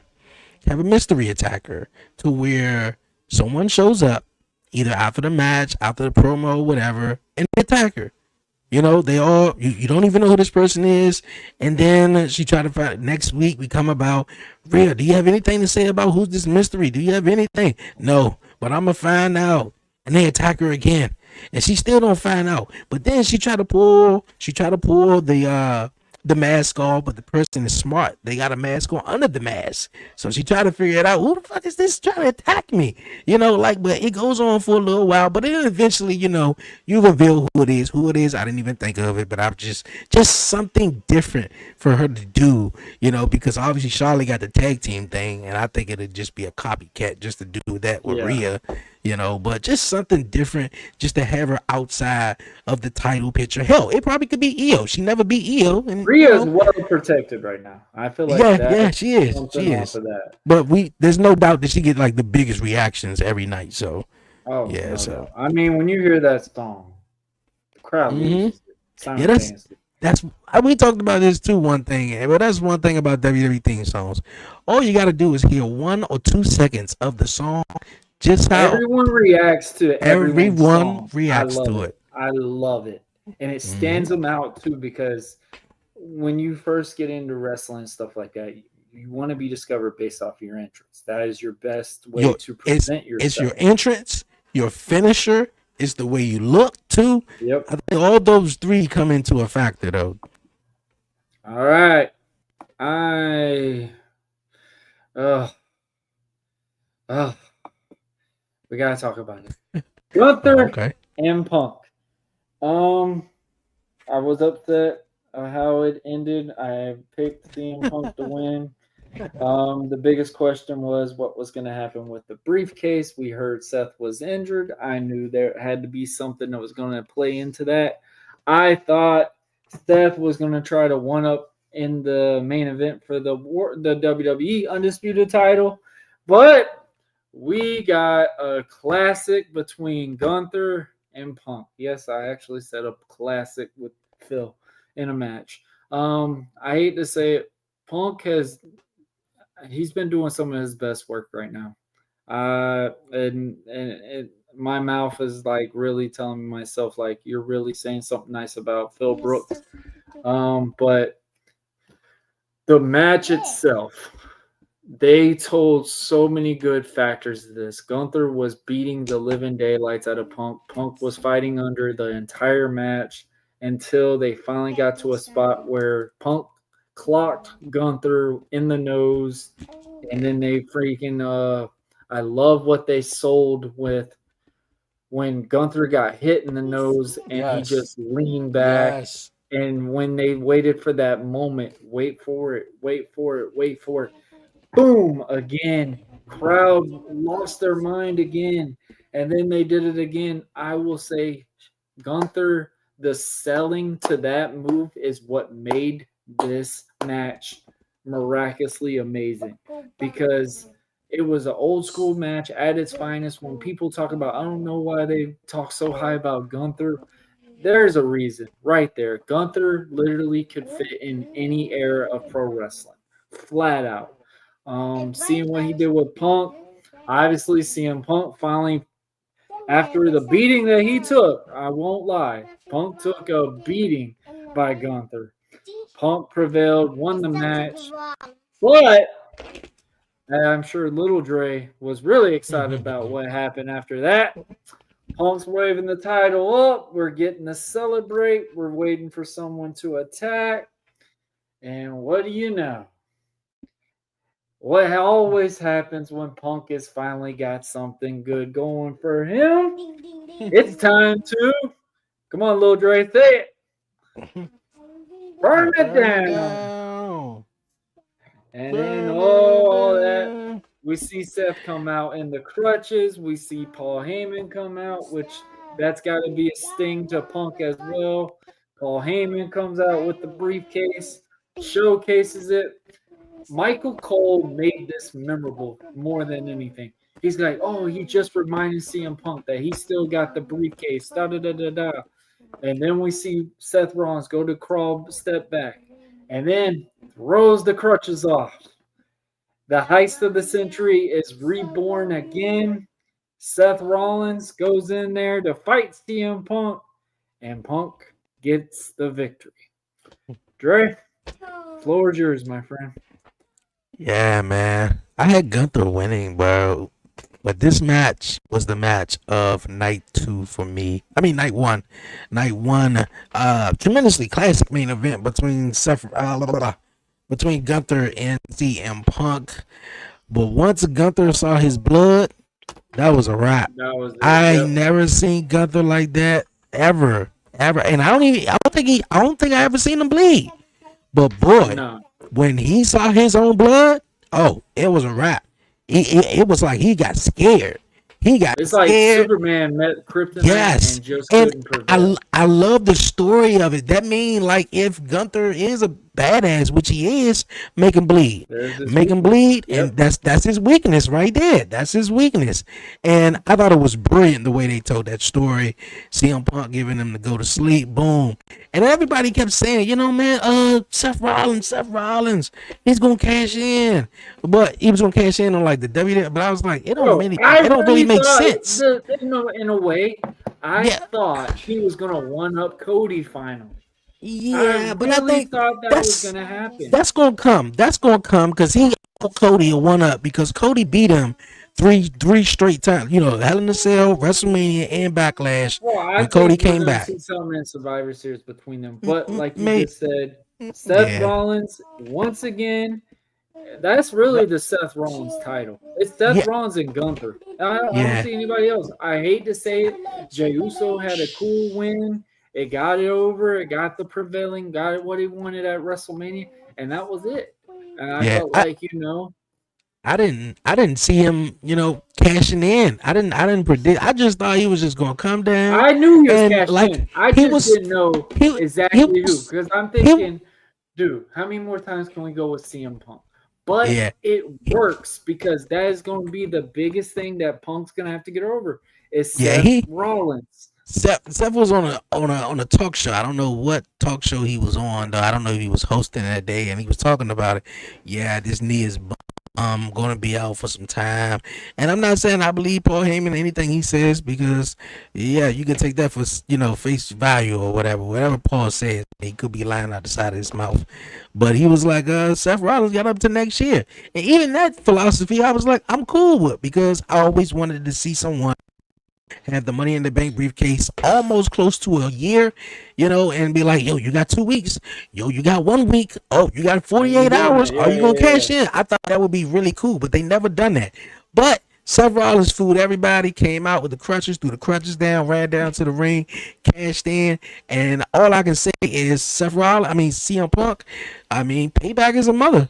You see what he did last year to Drew McIntyre. Yeah, and I said it. I said it. Mhm. That was supposed to have been Punk that got Yeah. cashed in. What we saw at SummerSlam was what was supposed to happen at WrestleMania 40. Punk was going to win that title against who was it? Seth. Oh, Steph. It was against Steph. He was going to get the one up on Steph, but Priest was going to cash in on him. And I loved what we got. We reincarnated it for this. Yeah, but just not even that. Just payback is a must. You seen last year where Drew McIntyre won the world title, and CM Punk was the one who caused Drew McIntyre the title after Drew McIntyre. It was Drew McIntyre's fault at WrestleMania. I give him that. Like, it was his fault.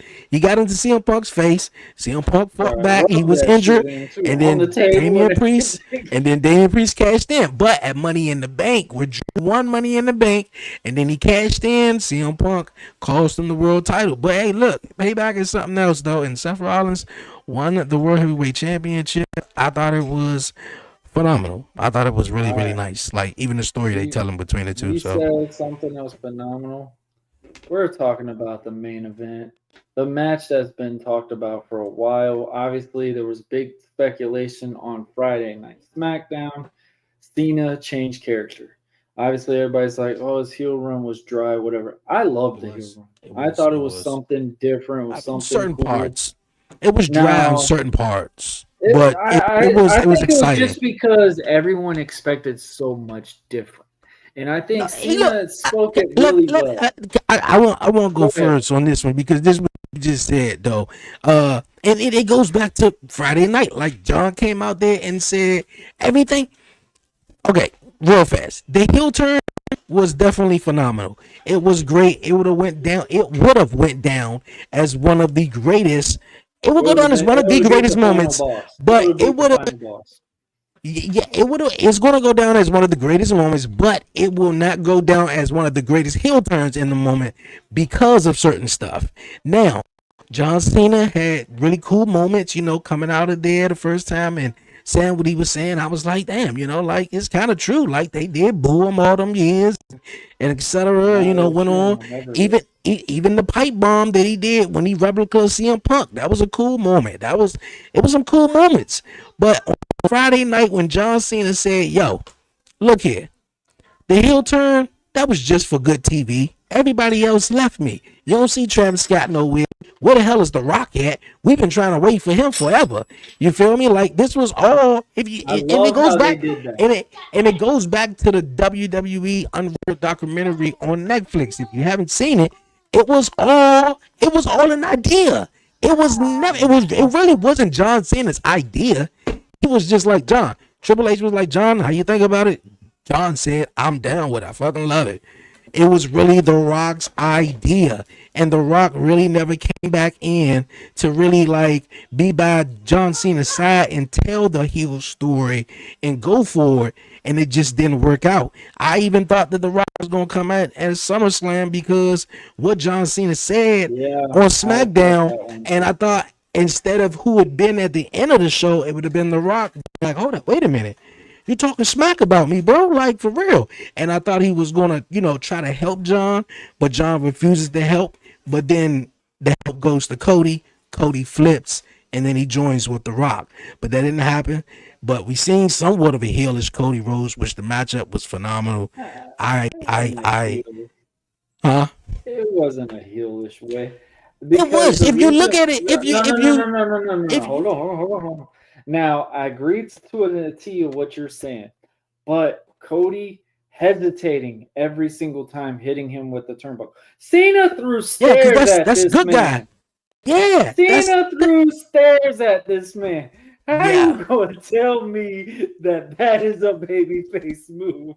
I mean, Cena been throwing stairs at people though his whole career though. Not like whether it was man, yes, he had whether it was Randy Orton, especially when they was look, John, Cody Rhodes took off the daggone turnbuckle post, hit him upside the head with it. All this stuff, man, that Cody Rhodes was getting frustrated. I think he kept pinning them. And it was, you could tell it was desperation from Cody Rhodes. Like, I have to win this WWE championship. Like, it's no ifs, ands, or buts about it. And he did everything. He probably would have did more if he could have. Like, I think they just showed us a glimpse of what's to come. WrestleMania, Cody didn't pull the trigger. So because Cody because his promo when he wrestled Orton, like I loved what they did when it came to bringing Cody into this picture because they made him go against all the people that he really cared about. He had to beat Randy Orton. He had to beat all these different guys. He had to beat Jey Uso. He had to beat Jey Uso. Like, I mean, he told a major factor story to get to where we got with it. Now, when we got Cena turning, I flat out said we're getting back the Dr. Thuganomics. When he sat there and said, I'm the only platinum rapper coming to kick your ass. Like, that was just a shot. We were going to get that street Cena. He just took a shot at both of them because they both left. They both rolled out. Now I love how he did that. In a way, it worked for him to shed that skin because it was like. Now my thing was with this scenario, Cena didn't need to change because Cena was winning. Like I could see if it was getting to the fact where Cena wasn't winning matches, but he's your champ. Cena's undefeated. Since he's been this look, Cena hasn't lost a match other than that tag match with Cody and Jay. Yeah. It's like you see certain things when it came to that factor. I felt like that's what made this match better. Everything I think what really, was a deciding factor into it was the documentary.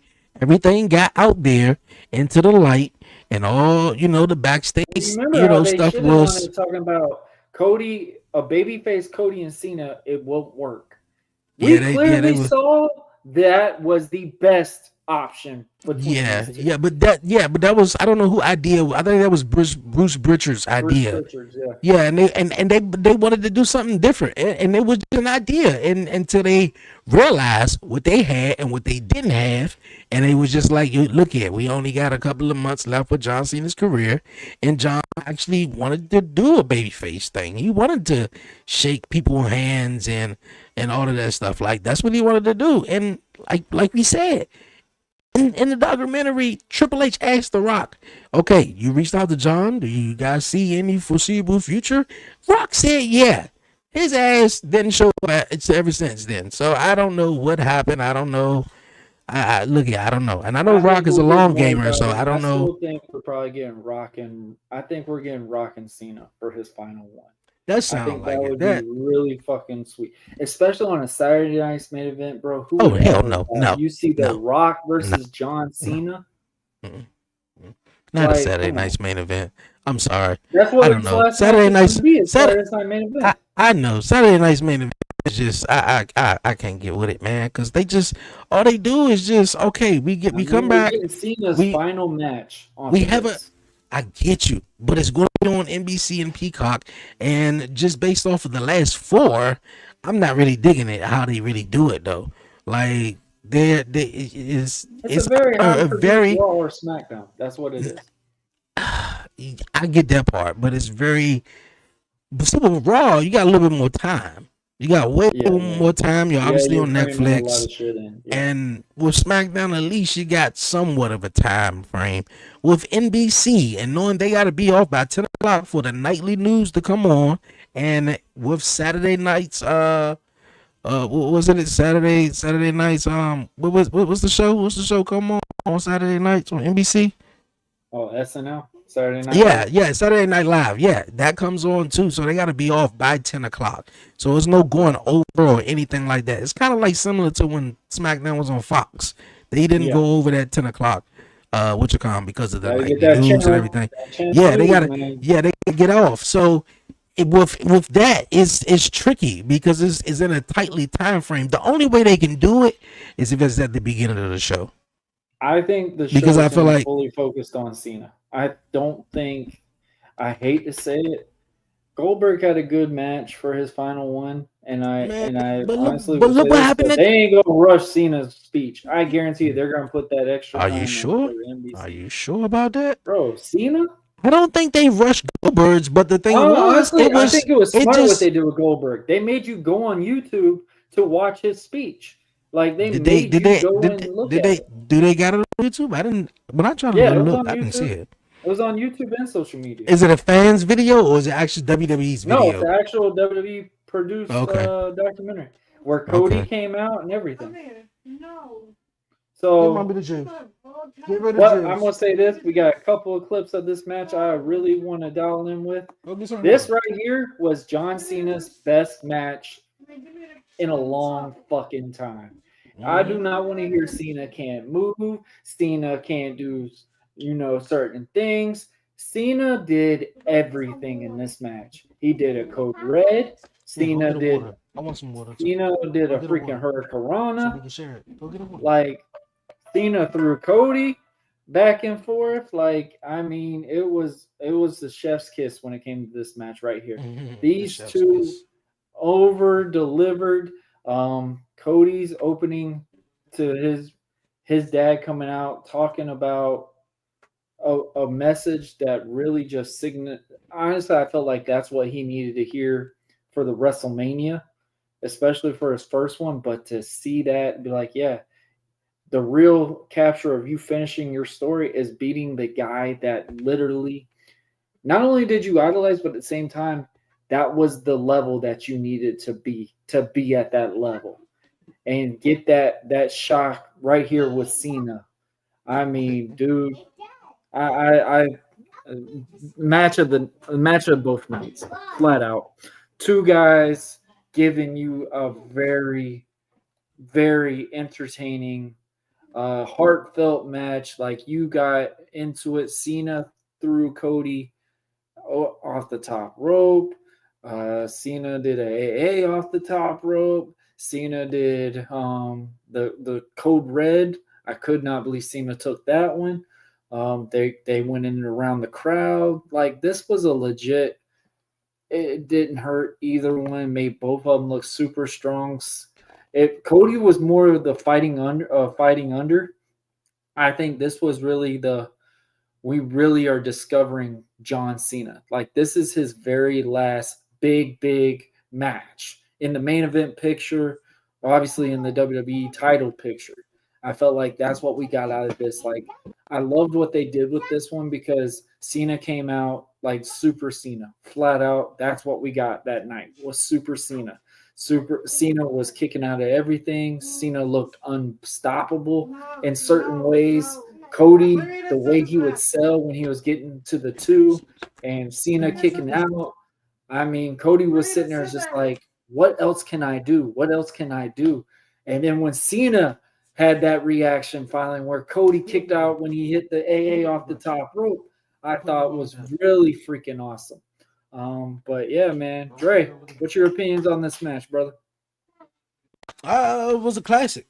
Definitely a classic, man. I mean, wasn't nothing bad I had to say about it. I think would even rate this match. I really believe it.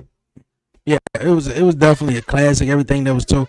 We've never seen John Cena. I wouldn't say never seen him, but since this whole year, last year, doing the stuff that he was doing, jumping off the top rope, just everything. And like I personally thought Cody was going to turn in this match because everything, how it started, how Cody was looking, just the way he was like, yo, I'm beating you. I'm going to win it by any means necessary. I don't care what I got to do. I'm not hesitating. I'm going to win it. And John just showed up as the regular old John Cena, big match John. And it was, like I said, it was a classic. It went down, with Cody Rhodes beating John Cena. Like I mentioned, I thought The Rock was going to come out, but we got someone else. We wanted Rock, and this is the same thing that happened after WrestleMania 29.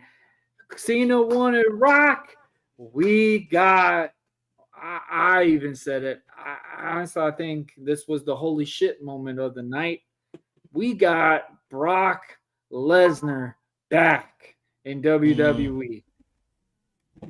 Wow. I didn't expect it, man. I didn't expect it. I just hear a couple of people say Brock Lesnar could come out, and I was like, maybe. I wouldn't be mad about that. I haven't seen Brock in 2 years, obviously because of the whole, Vince McMahon, stuff and all the allegations came out with. They're saying that Brock was cleared. They said, Janelle falsified Brock in certain things. So I don't know the full thing on this, but obviously I think WWE definitely looked into it before they obviously did what they did. Yeah, they did. I was hearing they had him already cleared to return about a month ago. So I mean, I think all this stuff, guy right here is the reason why we're getting Brock Lesnar.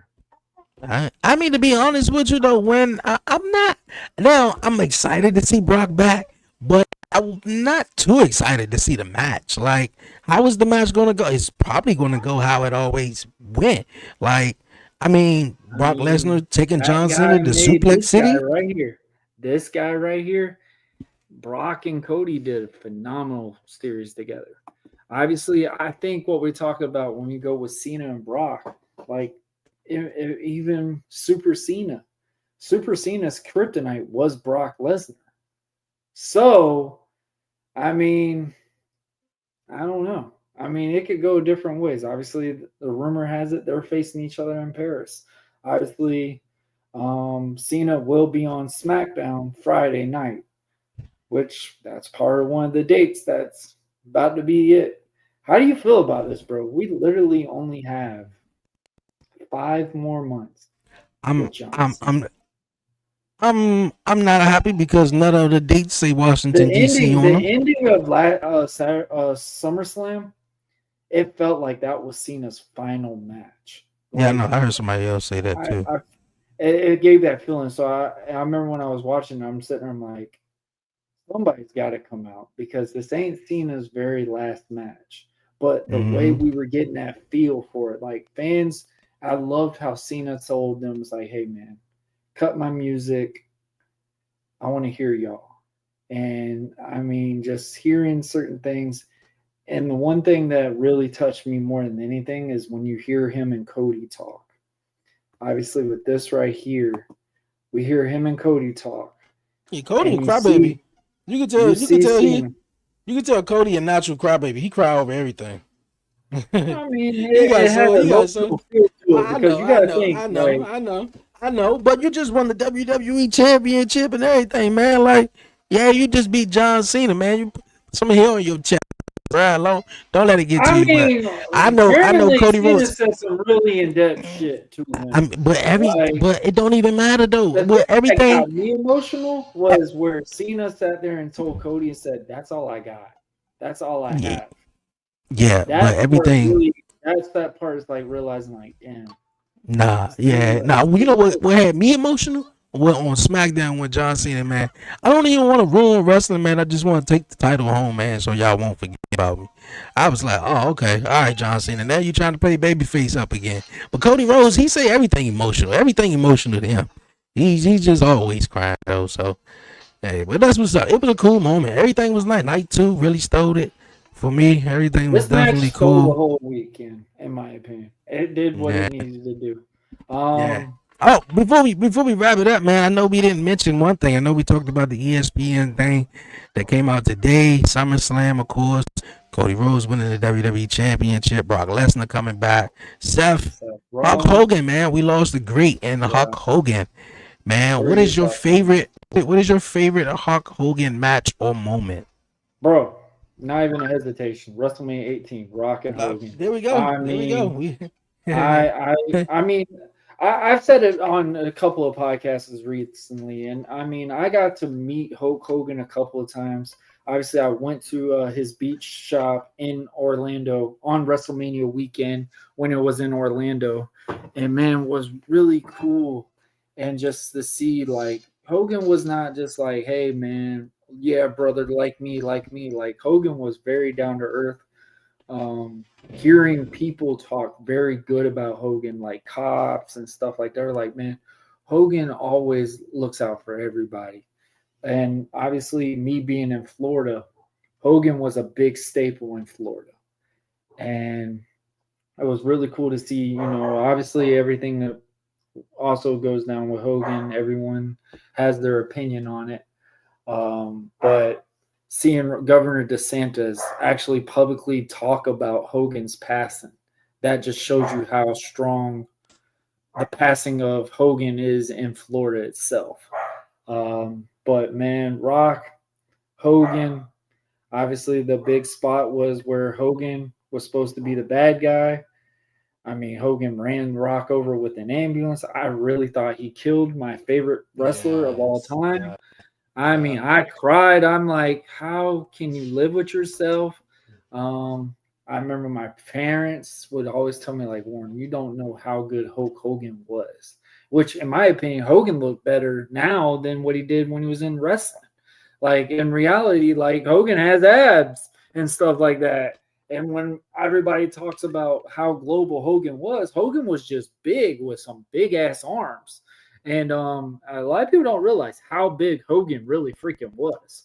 And I know a lot of people have had their things about, oh man, they did way too much on the tributes and stuff. I'm like, Hogan made pro wrestling, man. I hate to say it, like Hogan is WWE, flat out. WWE would not be here without Hulk Hogan, and I get it. I read a couple of posts of a friend of mine that was making a comment saying somebody would have built WWE just as big as Hogan did if they got the platform. I don't agree to that because Hogan was the legitimately kid favorite superstar. If anyone in the 80s or maybe close to the 90s, you knew of Hulk Hogan. Hollywood Hulk Hogan, the immortal Hulk Hogan, the American, literally, he was a legit American history when it came to certain things. So, I mean, it was really shocking. I remember when someone first told me about it, I went straight to WWE.com and see if it was true. Had a lot of people message me telling me about it. I was currently at a funeral for my wife's. We had sadly had her grandfather just passed away, not even 2 weeks ago, last Thursday actually, and obviously seeing that, I was just like, dang man, him, Ozzy, and then the other one, jazz, one of the jazz violinists or whatever, I can't remember what his name was. I was just like, dang man, just repetitively, 2025, we lost Hulk Hogan. Yeah. But Yeah. one thing I do gotta say about Hogan, man, really nice guy, but I did see that he got right with the Lord, and that's something that I think more means more than anything than, I hate to say it, than him getting right with everyone else. So, Yeah. what are your opinions on it, bro? I mean, you know, it was man. When I saw it on social media, I couldn't believe it. Like it's like the modern days Andre the Giant passing away in a way. Like it, And your that big slam on wrestling. Yeah, it's like one of the big wrestling icons, you know, passed away, and just got the Andre the Giant Memorial little joint in the headquarters. I know, like on the other side would probably be like Hulk Hogan, you know, which yeah, like however you feel about Hulk Hogan, you know, do the whenever his remarks were made, we all ain't perfect though, but he will definitely go down as the guy who brought wrestling into the mainstream, and whether it was WWF in the 80s at WrestleMania 1, whether it was the 90s and WCW, or whether it was the early 2000s at, like you said, in my favorite moment of Hulk Hogan's was WrestleMania 18, when he came back with NWO and they had the beef with The Rock, and I remember I was sitting why the fans were cheering for him. I'm like, dude, hit Rock because with an ambulance. Because Hulk Hogan was because Hulk Hogan was so beloved, man. Everybody loved Hulk Hogan. We didn't realize that, and I think that's something between you and me at the same time. And I think this is a great example when we talk about, everyone talks about how great Michael Jordan was. I didn't physically get to see Michael Jordan play on TV as great as everyone saw. My visual of Michael Jordan was when he played with the Washington Wizards. Obviously, that is a whole different perspective of visual when we see that. Our guy was probably like Kobe Bryant, stuff like that. Rock was our Kobe, like, Stone Cold, guys like that. So when we saw the Hulk Hogan, and when I saw that match, and I'm just like, why is Rock fighting mean? Like, I get it. Yeah, he hit him with the ambulance. Like, I'm going with him. Like, yeah, you know what? I wouldn't fight fair too. You hit me with an ambulance and stuff like that. Yeah, I specifically remember where I was at, what I was doing. I was sitting on my mother's bed, and I thought he killed him. I was 11. Yeah, I was 11 years old, sitting on my mother's bed, watching Monday Night Raw in her room. And man, Hulk Hogan, Kevin Nash, Scott Hall, they all lured the Rock. In some way they lured him, or they beat him up, and then they put him in the ambulance. Oh yeah, they beat up the Rock. Then they put him in the ambulance. Yeah, they went to commercial, came back. They had the Rock in the ambulance, and they was about to take off. The camera cut to the NWO, and they was like, whoa, whoa, whoa. And they had the little truck. And they ran the motherfucking truck into the ambulance with the Rock in it. Man, oh man, you talking about furious? Furious. Like, the funny thing is, and this is kind of like how I realized how big Hulk Hogan really was, is when him and Rock were in the ring together. That's our Hogan. Yours and mine. That Rock was our Hogan. I'm seeing my parents mark out saying, oh my God, I can't believe Hulk Hogan's in WWE again. Like, they knew about it, and in a way brought an older audience back to WWE just because of Hulk Hogan. So seeing what everything was, like I said numerous times, bro, his 2002 run was cool, but it wasn't like everyone said about Hulk Hogan in the past. Obviously, Hogan had a little of a rough patch of certain things. Obviously, who hasn't? And at that point too, in 2002, when he came back to WWE, when he was with the NWO, if you just came into wrestling, let's say mine was 99, late 98, one of them two. specifically 99, because I remember the Chris Jericho countdown when he was Yep. debuting I remember that, but I believe it was 99. But even in 99, he was in WCW, and I was just a WWE guy. The most of WCW I seen at that point was Ready to Rumble. So when he Me came back, I when he, thought Goldberg and Stone Cold were the same person for the longest fucking time. I was sitting there, I was like, bro, where's Stone Cold's tattoo? Like, because you see Goldberg, and I'm like, because, bro, and I I think swear to you, Gold, they looked alike. yeah, Goldberg was so easy for me to like because he looked like Stone Cold. So I was like, I oh, was I like, like this him, big bald yeah. guy, bro. I was like, I wouldn't want to mess with Goldberg. But Like, if you're just getting in around that time, and he just came back to WWE, he only had 2 matches. That was with The Rock yeah. and Mr. McMahon. So all his stuff was really in WCW or prior back in the days in the 80s, and with WWF. So I don't know. That would probably be a lot of people's favorite moment is with him and The Rock. If you came in the 90s, if you really didn't see WCW all like that, If you or saw the you went days, in the obviously the 80s. days when he wrestled Macho Man, Sergeant Oh, Slaughter, Macho the Man. Iron Sheik. That's Oh my that's it. lord! Okay. Okay, one last question. I know you about to wrap it up though. What is your favorite old school matchup with Hulk Hogan? Have you ever because I asked my mom one year for I think it was 2007, and I asked my mom for a bunch of wrestling documentaries, and she bought me the WrestleMania anthology DVD set where it was like WrestleMania 1 all the way up to WrestleMania 22. So at times, man, a couple of days, I'll just sit there and just watch WrestleMania 1, 2, 3, 4, and it was WrestleMania. Where are you getting all these grapes from? That's like my daughter with goldfish, bro. It just come out Give of me some. nowhere. I'm thirsty. They mine now.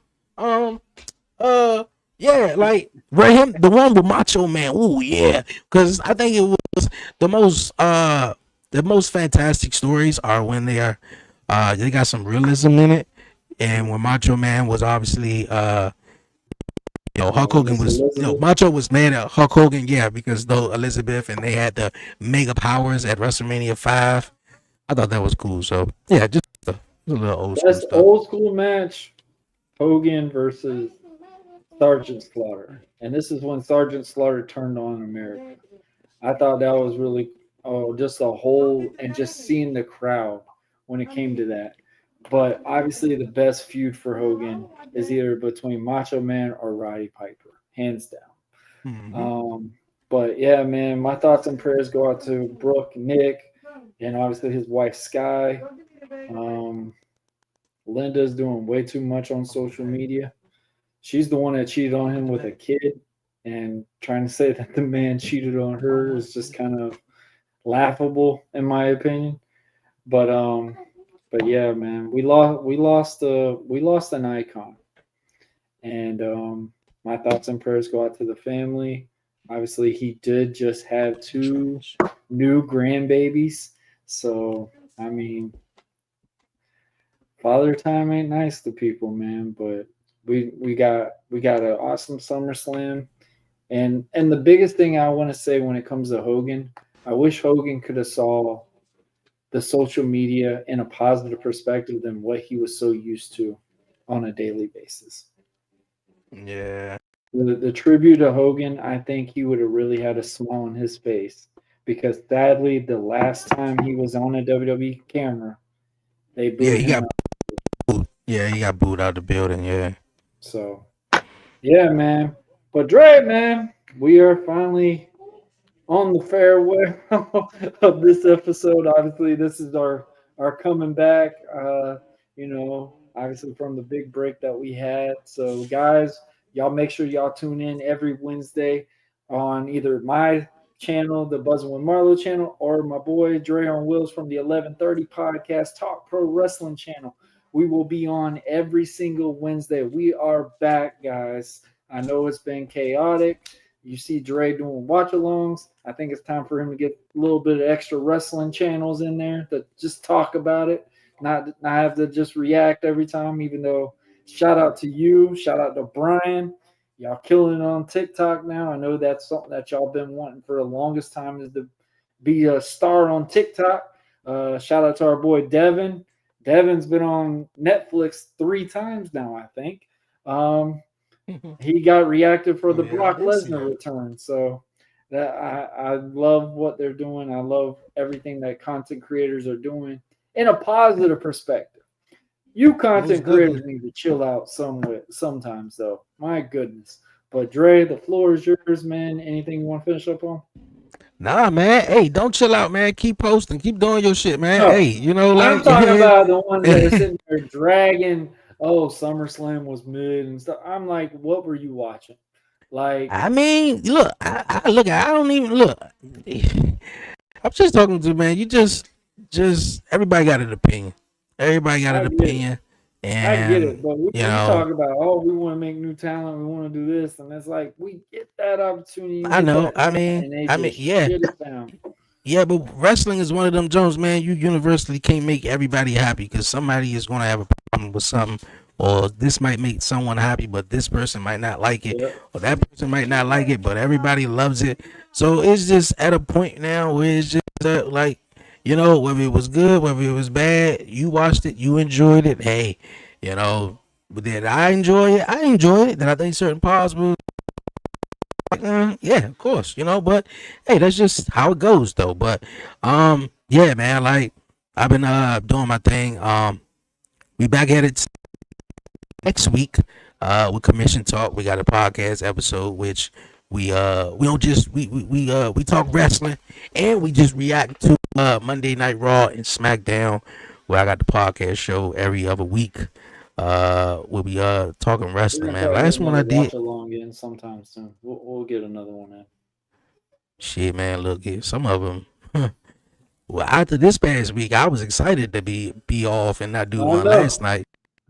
Not that. For I real, was like, I Dre was in was this joint like, playing Call of Duty, bro. I didn't even turn NXT he on was until like, like wow, 1 o'clock my in the Xbox morning, is different today.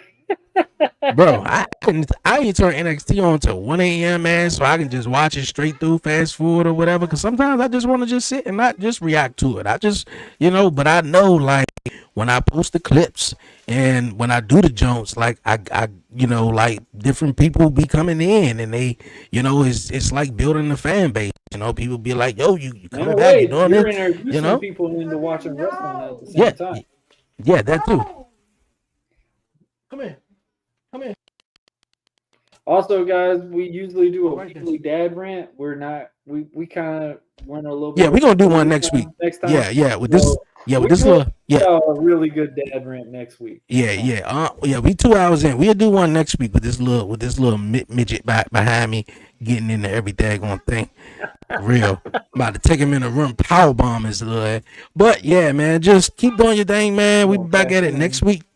And of course, got some real cool stuff. The podcast still cooking, man.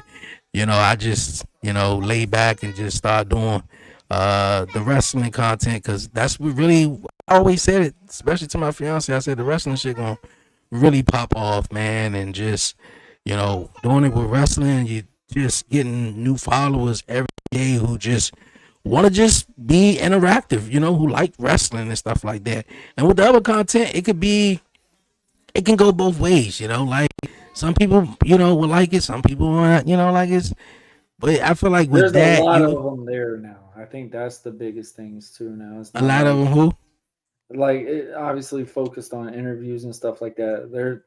There's so many of them now, and it's like when you get to yeah, that wrestling thing, I think somebody just brings a different personality. You bring that fan perspective, but in a way, still you like what you like, and that's what it is.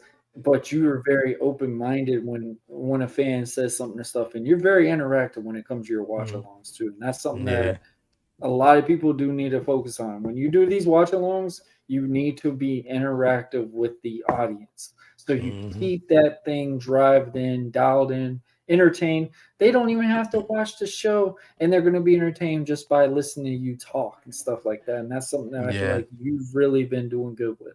But yeah, man, yeah, I'm happy for you. I know you've been wanting to do the watch alongs for a long time.